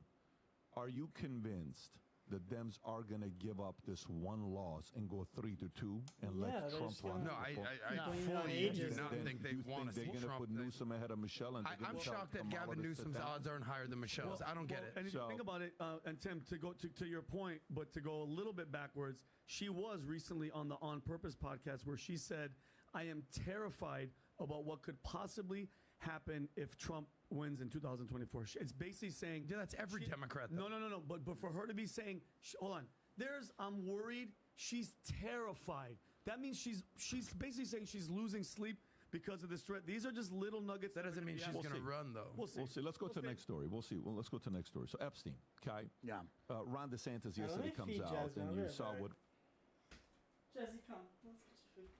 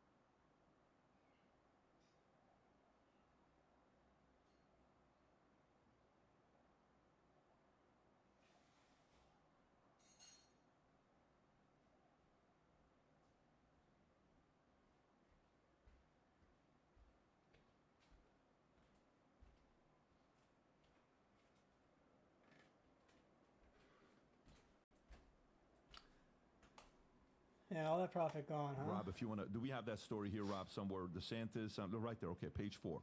Ron DeSantis signs legislation, okay, to authorize the release of Jeffrey Epstein's grand jury documents.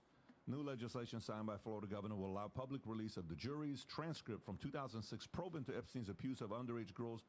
The new measure goes into effect July 1st. Epstein pleaded guilty to state charges and sentenced to 18 months in jail. After cutting a deal with federal prosecutors in 2008, he was required to register as a sex offender.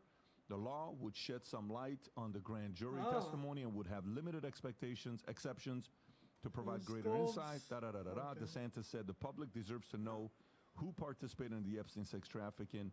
Nobody should be protected from facing justice due to their wealth or status, and those who harm children should be exposed and punished to the fullest extent of law.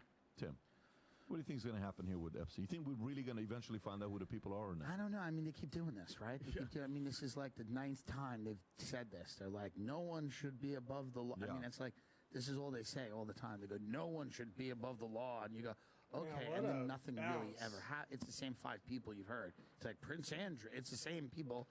And then they go, well, we're going to now release this. I don't know. I think you have to wait and see if you ever figure out. If these people all run the world and they all have all this money and they all have all this power, and I think all of those things are true, I believe those things.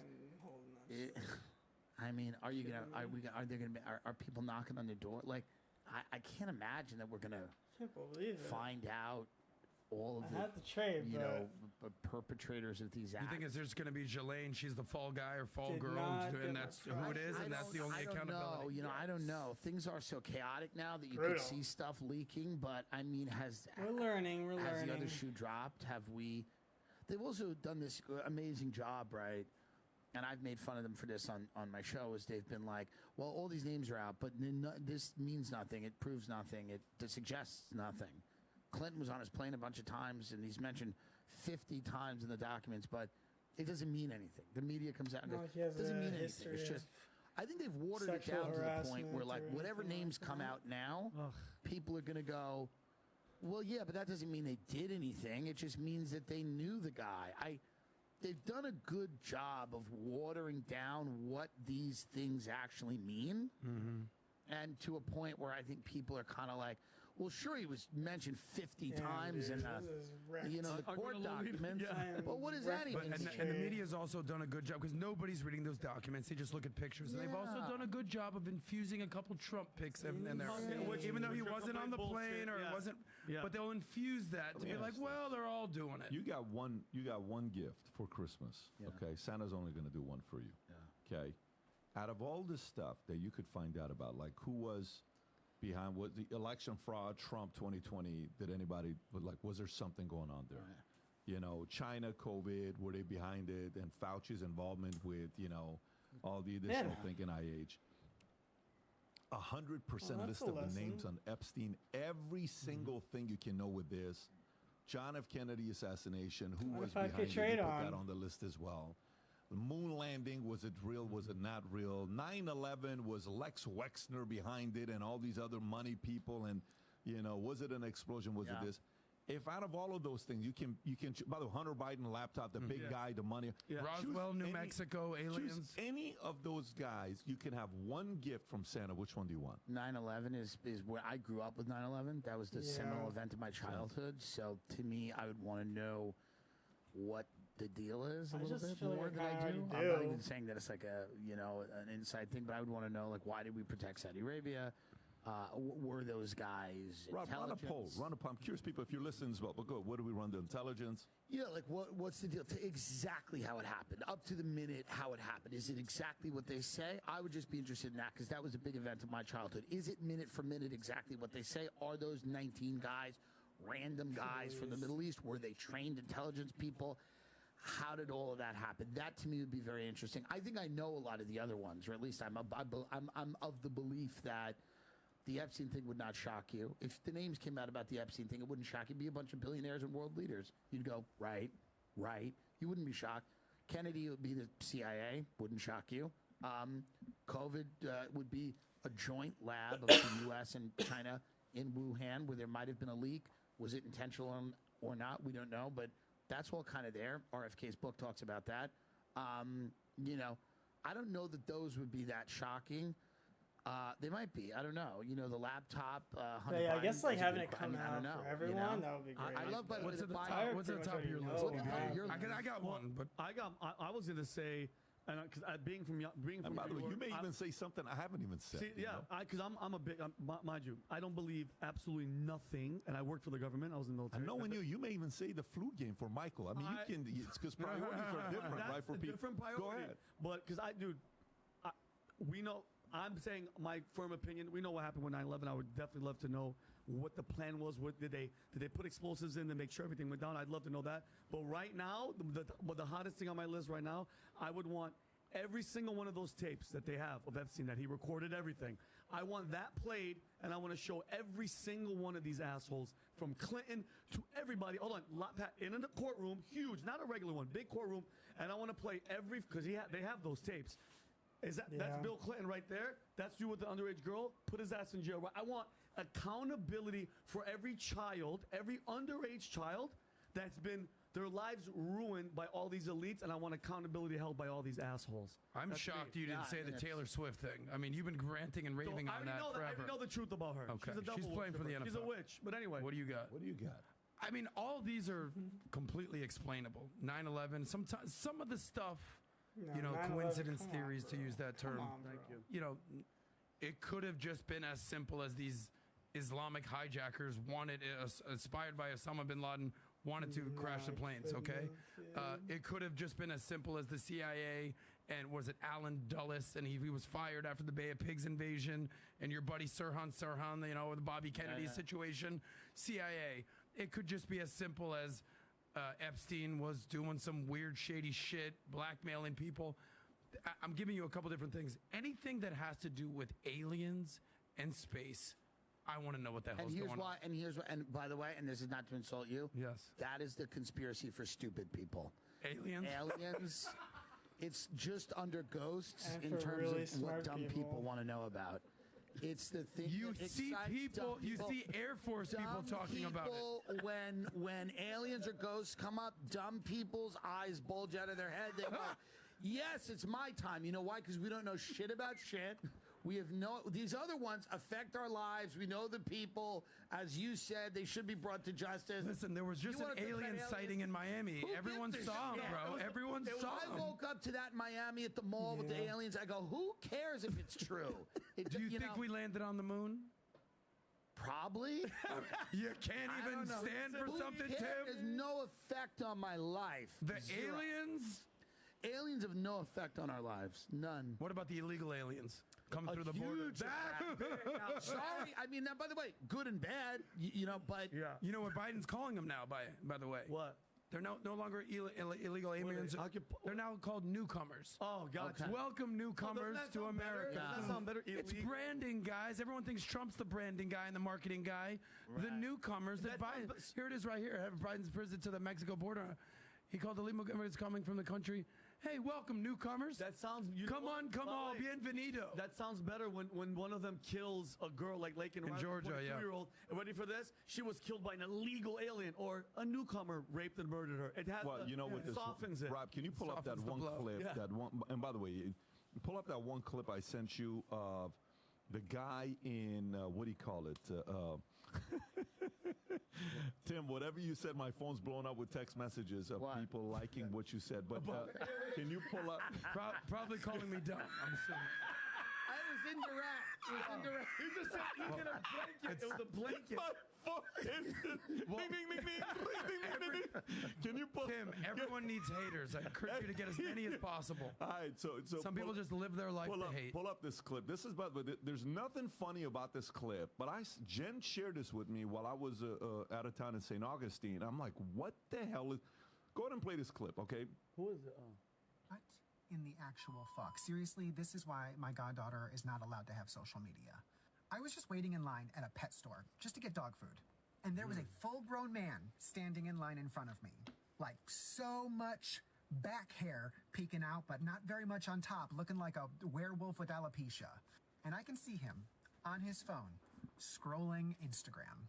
And every single post was little girls, like small baby children. And he literally stopped on some mommy blogger's post and zoomed in to certain parts of that photo. And I did confront him. I said, "What are you doing?" And he fumbled his phone away and said, "Nothing." I said, "Well, it looked like you were being the P word." And this man actually had the nerve to look at me in my gay little eyes and say, "We don't like that term. It's actually minor attracted person." The maps. That's the part. Okay, so here's what I now say. This person, the very effeminate gay person catching pedophiles, should run instead of Michelle Obama. This person has. He has He has it. This is good. I like What's the his idea name? the Democratic convention. This guy? Like, you're acting like a. I'm not assuming that he's gay, but do you think America's ready he for a said gay he's president gay. like this? What do you mean? We probably already have. I if don't they're know. catching pedophiles in What's his name? McDonald's, that's the most American thing you can do. Michael Brown. Yeah, I'd there vote you for go. him. I'd vote for him. What is the what was that? I mean, what is it? I don't know what the post is. I mean, what is that? You know why I brought this up? Because Okay. we said Yeah. newcomers, like the terms they're Gotcha. changing. Okay, and yeah, I yeah. said minor attracted person, how they're Okay. changing the name. Is that true though? Is anyone doing that? I mean, Maps? Yeah. They call it MAPS. Bro, they got Really? an acronym for it, bro. Oh, yeah. I have not heard about It's maps. the new ISIS. I've heard about maps in the sense that like it's a joke, but I didn't know that was a real. No, I thought that's- it was like an internet troll, but that's No. crazy if that No. actually happened. Buddy, it's MD Edge, medical doctor Edge, minor attracted person. Can you click on this so we can read it? We'll actually go to. Tim, this is good. We're getting Yeah. smarter today. Okay. So the definition of minor attracted person, I mean, approximately. they're neglected. Dude, check this is out. almost hilarious. This is crazy. Tim, Go a little Who lower. is writing this? They're neglected people, Tim. Go, by the way, both people who wrote it is Janet and Renee. They're both doctors. Go lower, Rob. Of course. Approximately 1 in 5 Americans report childhood sex abuse. 50 to 65% child abuse in the absence of pedophilic interest. Anyways, this goes on and explain. You can go to the prior page, Rob. I heard a bunch of people talking Go about bottom to see if there's a Wikipedia that explains this as well. National Institute. Go up a little bit on the, minor attracted persons. No, it's real. Yeah. Dude, you have to soften that word. Dude, pedophilia gets such a bad rap. Yeah, sickos or scumbags. Well, is some of a little some offensive. of the newcomers might be maps. And Matt, what do you? This does remind me of yesterday. I had no idea that was. It wasn't done I thought it going was a down troll just on the because internet, S&P certain broke things are like structure. jokes, but I and mean, you now didn't we're living in a time it's hard to know what is and fooled isn't me real. yesterday. What So is and we'll isn't give it a real. little bit more Let me time ask you. here. Unreal, yeah. You're in line Yeah. at Starbucks, and you experience similar thing. A guy, mid-50s, 60s, is looking at girl pictures, 6 years old, 8 years old, 10 years old. What do you do? I record him watching that, and then I confront his ass. I'm stepping to his. What do you do? Is it And I'm just following him to mind get your his own license business? plate. Do we go back to I 80s? asked him to green light a show for me on NBC.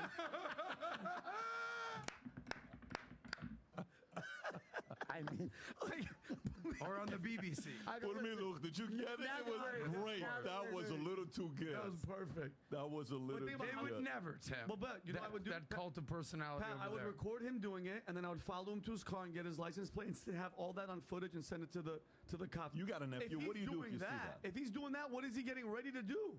He's setting him. He's priming himself. What should you do if you see that, though? I can't punch him. I don't want to go to jail for punching him, but I'm gonna record him in his car. Period. I think you just start off with license plates may be a good idea. Yeah, see because something, that, say something. You know, maybe somebody's already looking for the guy. Like maybe he's, I don't know, a sex offender and he's already doing something. I don't know. But guys, he likes dogs. I mean, he's buying dog stuff. He's at least nice to dogs. But well, in any situation, it's kind of like what Tim said. There's the mind your business factor, and then there's the you see something, say something factor. I think if you see that, you start with you good, bro? And see how he responds. But what if he punches and if he goes, face? no, if he's like, oh, mind your business. Well, that's what he's he like, said. no, this is my granddaughter, and I love her. Like, I would want a little more clarity before I'm recommending him for the authorities. One time I'm on a flight, okay? Yeah. And a 50-year-old man is sitting in front of us. I'm dating this girl. And this other girl, 13 years old, pregnant, is sitting in front of us, okay? 13? She looks 13 on a good day. Okay. Okay? Wow. And the girl I'm with points it out, says, can you do me a favor? Listen to their conversation. So I'm listening to their conversation, and I'm like, what is he asking? Like, who is this person to this person? So I go to the bathroom. I come back. I want to see her face, okay? You can tell she does not look normal. There's something that's going on. You can tell he looks like a full-on asshole, okay? Are they sitting next to each other? Right next to each other. Where's your flight going? Where are you going? I don't know what it is, but it was long enough where you can try to start a conversation to learn. What does she do? She starts asking her questions. Hey, hi, how are you? So where are you from? And she's sparking a conversation. Imagine like 2 seats here, 2 seats here. I'm not first class. We're sitting in, second class type of stuff. Yeah. So we're this must have been years ago, people. This is 25 years ago. Years ago, right? So anyway, so we're sitting there, and then she starts talking, and he gets upset. Hey, mind your own business. Oh. So at this point, we're like, dude, something's going on. He says, what should we do? I said, talk to the flight attendant. So goes and talks to the flight attendant. The flight attendant then comes back and starts talking to the girl, okay? And a girl is getting nervous. And the guy says, this is my granddaughter. Says, really, it's your granddaughter? Yes. But he's fumbling. He can't answer, okay? It was the weirdest exchange of what took place. On the flight out, they called the cops. The flight attendant called the cops. The cops took we don't know what happened afterwards, by the way. But the cops took the guy? The guy and the girl, and they went to a room. From there, we have no idea what happened. Wow. So some of this stuff is happening, and sometimes that kid, you know, they said there's a sign, like if somebody is kidnapping you, you're in like a car. There's a sign that you put a hand out, and that sign is a sign of being you're being kidnapped. No, it's actually the sign is in the car. If you pull the window down, the kidnapper's not going to let you pull the window down.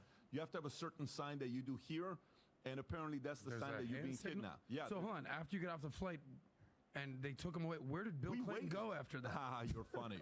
You're funny. Where did Bill go? But the point is, these types of people are out there. I think half the time is, awareness. That's a crazy story. You could have really changed somebody's life there by helping. That's a good thing. No, but the fact that we went to the flight attendant and the cops took over, we're waiting outside at the gate. Nothing comes out. No, we had no idea what ended up happening with I never look even in the back of the plane. Patrick, I'm telling you right, 767 Dillon? I'm telling you right now, the human trafficking that could be going on in Coach, I have no idea.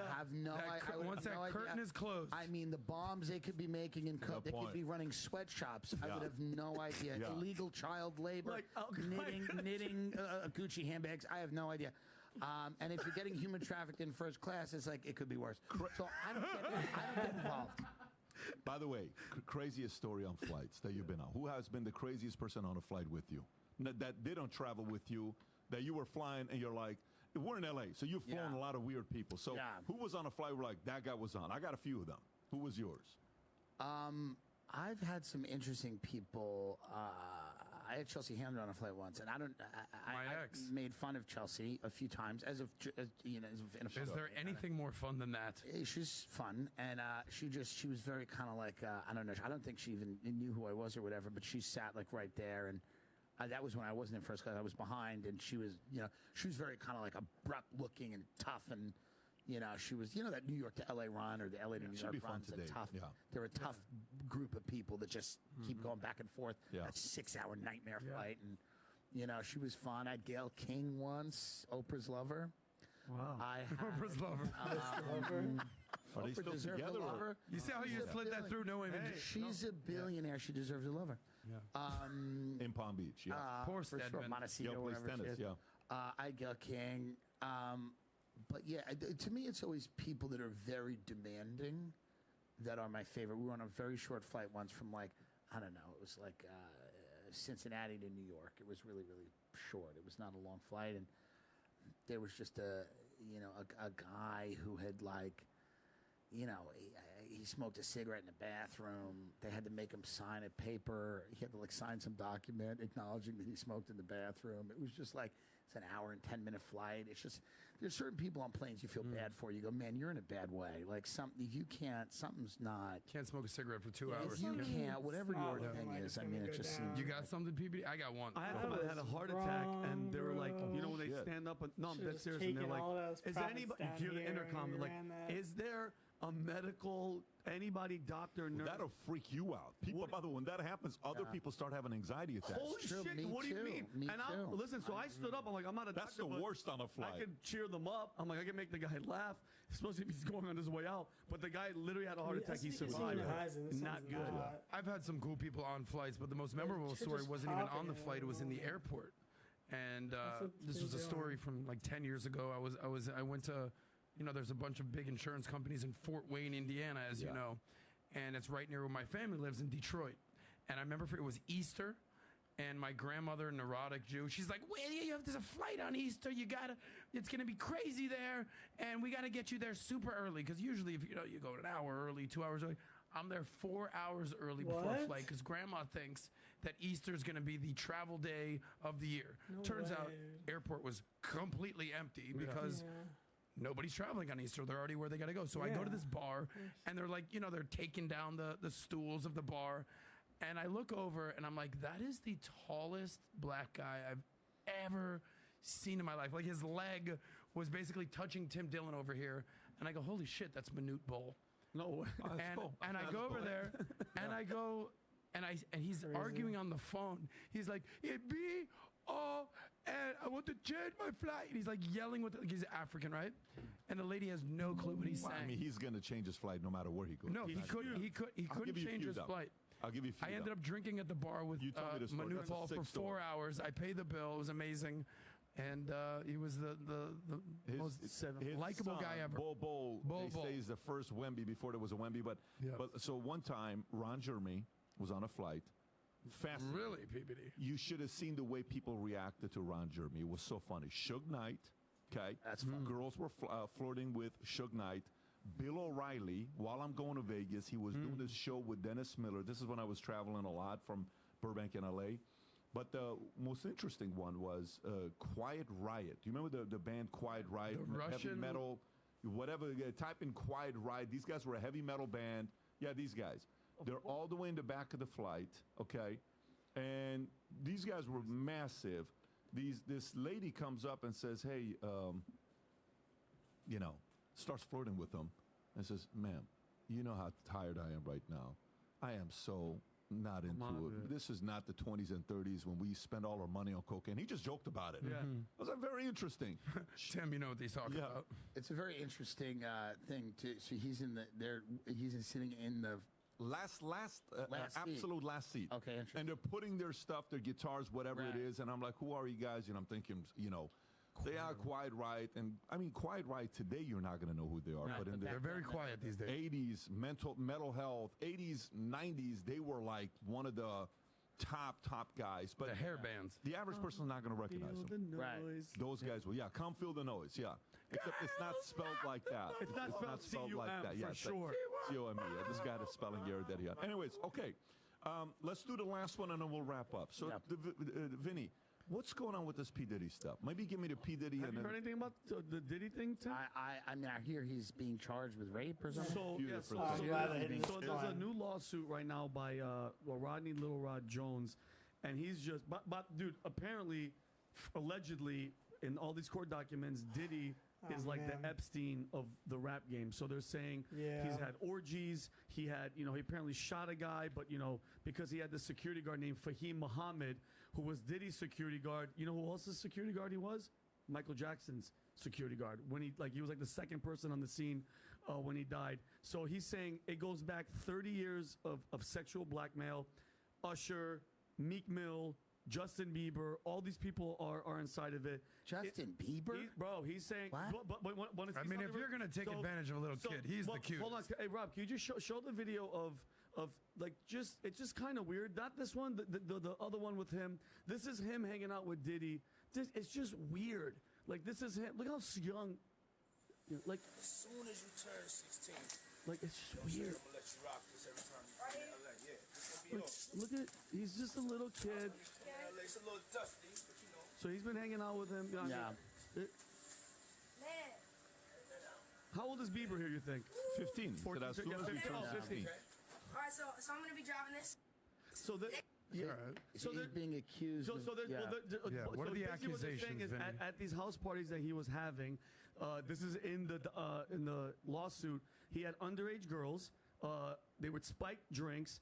Everybody from the butler, the chef, the housekeeper had to walk around him with a pouch fanny pack filled with cocaine, ecstasy, gummies, to whoever. I'm still waiting for the problem.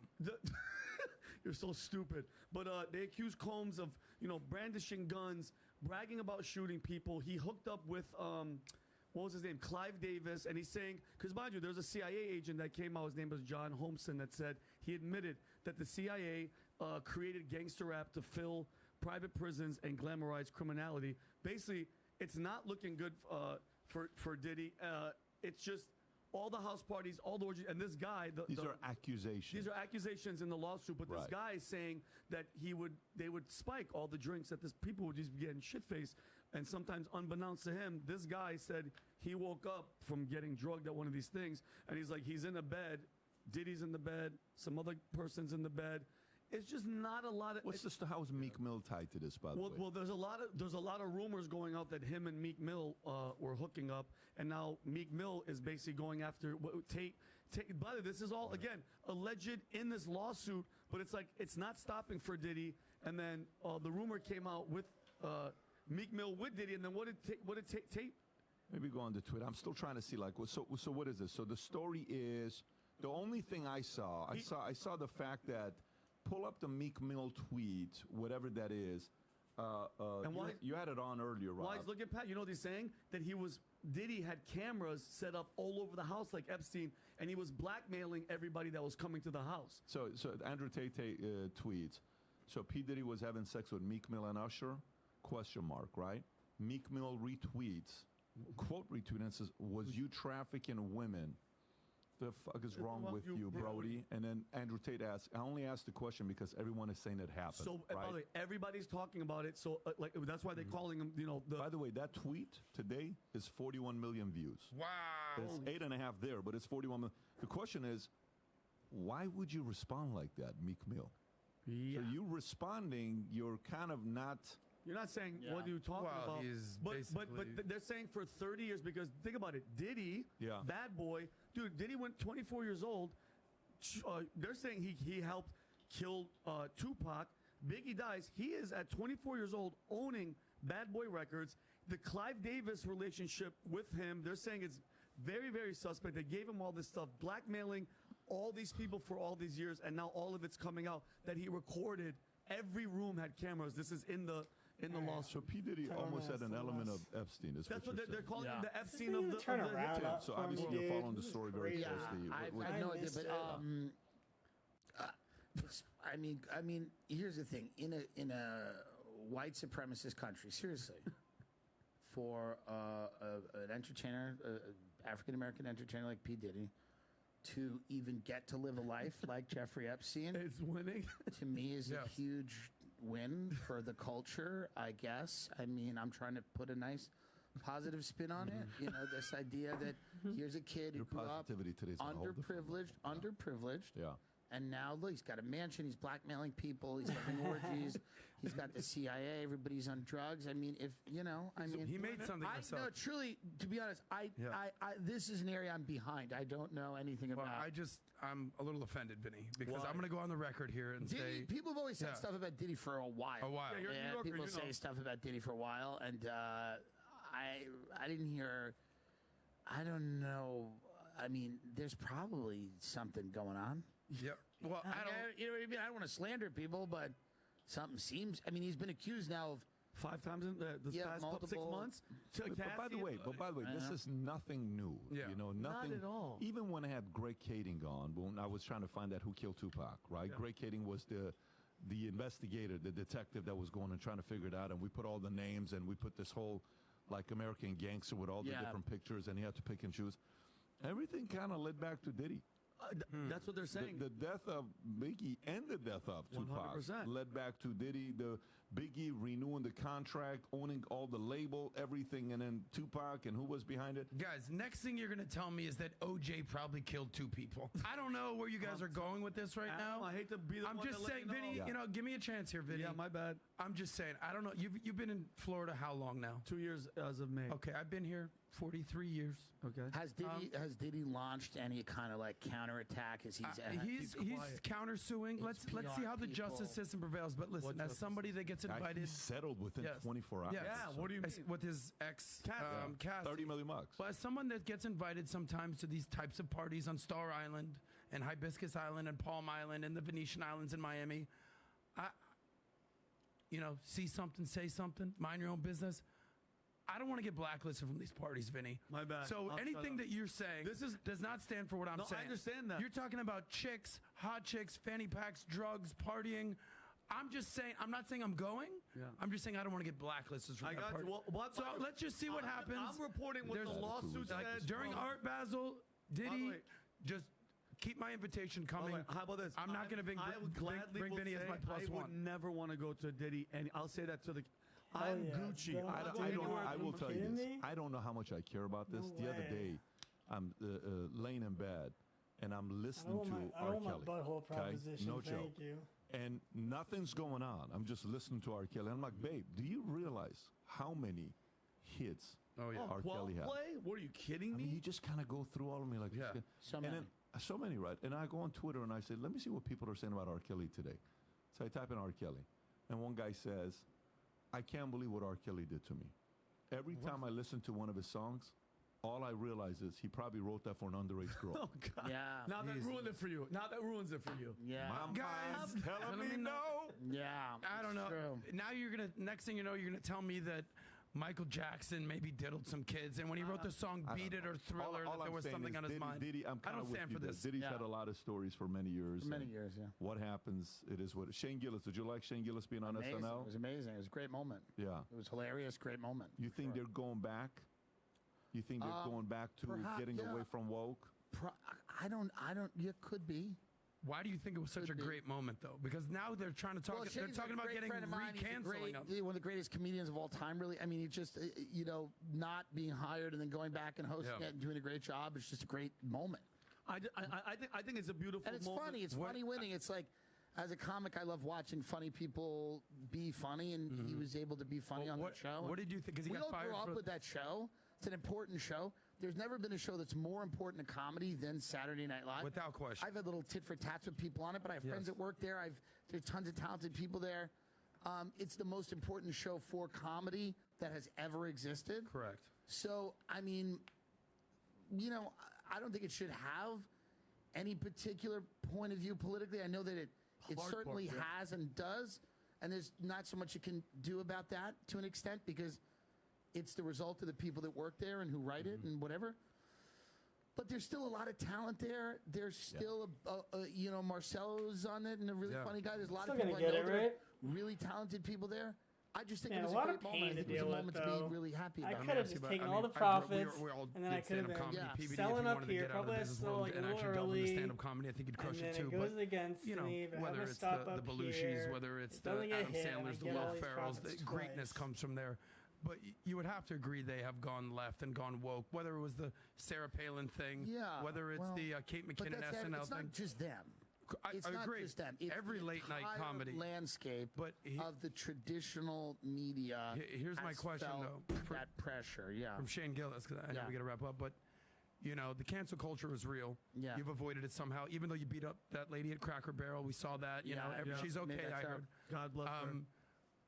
Shane Gillis went on there. It was the least woke, most hilarious SNL I've seen in years. And Marcelo's like my little brother. I watch all the stuff. Like, now they're trying to recancel him because of his use of the R word. Yeah, but who's doing exactly? Guys, we have to really go. What is this? 10 people on Twitter? Yes. No one cares. No one cares. Everyone loved it. We can't give oxygen to the people who've lost. The people that were against that guy lost. He proved he was amazingly funny. He killed the show. They've lost don't give them any more oxygen. Yeah, fully agree. I don't know any of them in Palm Beach. What is the None of them matter. These bloggers, these bloggers, these people, they're writing their crap. Yeah. No one cares. Yeah. Don't give them oxygen. But you must agree, and I fully agree with that comedians are genuinely the barometer of free speech. It's like if you're going to start silencing comedians don't silence from jokes. But here's the deal. I'm interested in free speech for everybody, for people that work at universities, for people that work in corporate America. Sure, for comedians, I want obviously comedians to be able to do whatever they want. But like, it's a bigger problem than comedy. It's an issue that we can't shut down discussions about important stuff. And if we do, we're going to have a problem. Awesome. Tim, great to have you on. Rob, Can we put the link below the Man's podcast? Go I watch you guys to Tim a lot. Dillon show. I'm a big fan. I like it. I love your house. Yeah. I've watched the YouTube. You like the condo? It's a nice little. I like the whole thing. I like the way you do it. I haven't seen your homes. I don't care. I don't care. He's flying first class. We're in the back in 38 seats. I'm a big fan of you. I appreciate you having me in, brother. Thank you. Anytime, brother. Take care, everybody. Have a good weekend. Thank you, everybody. Bye-bye. All right, so that is that. Appreciate you guys watching.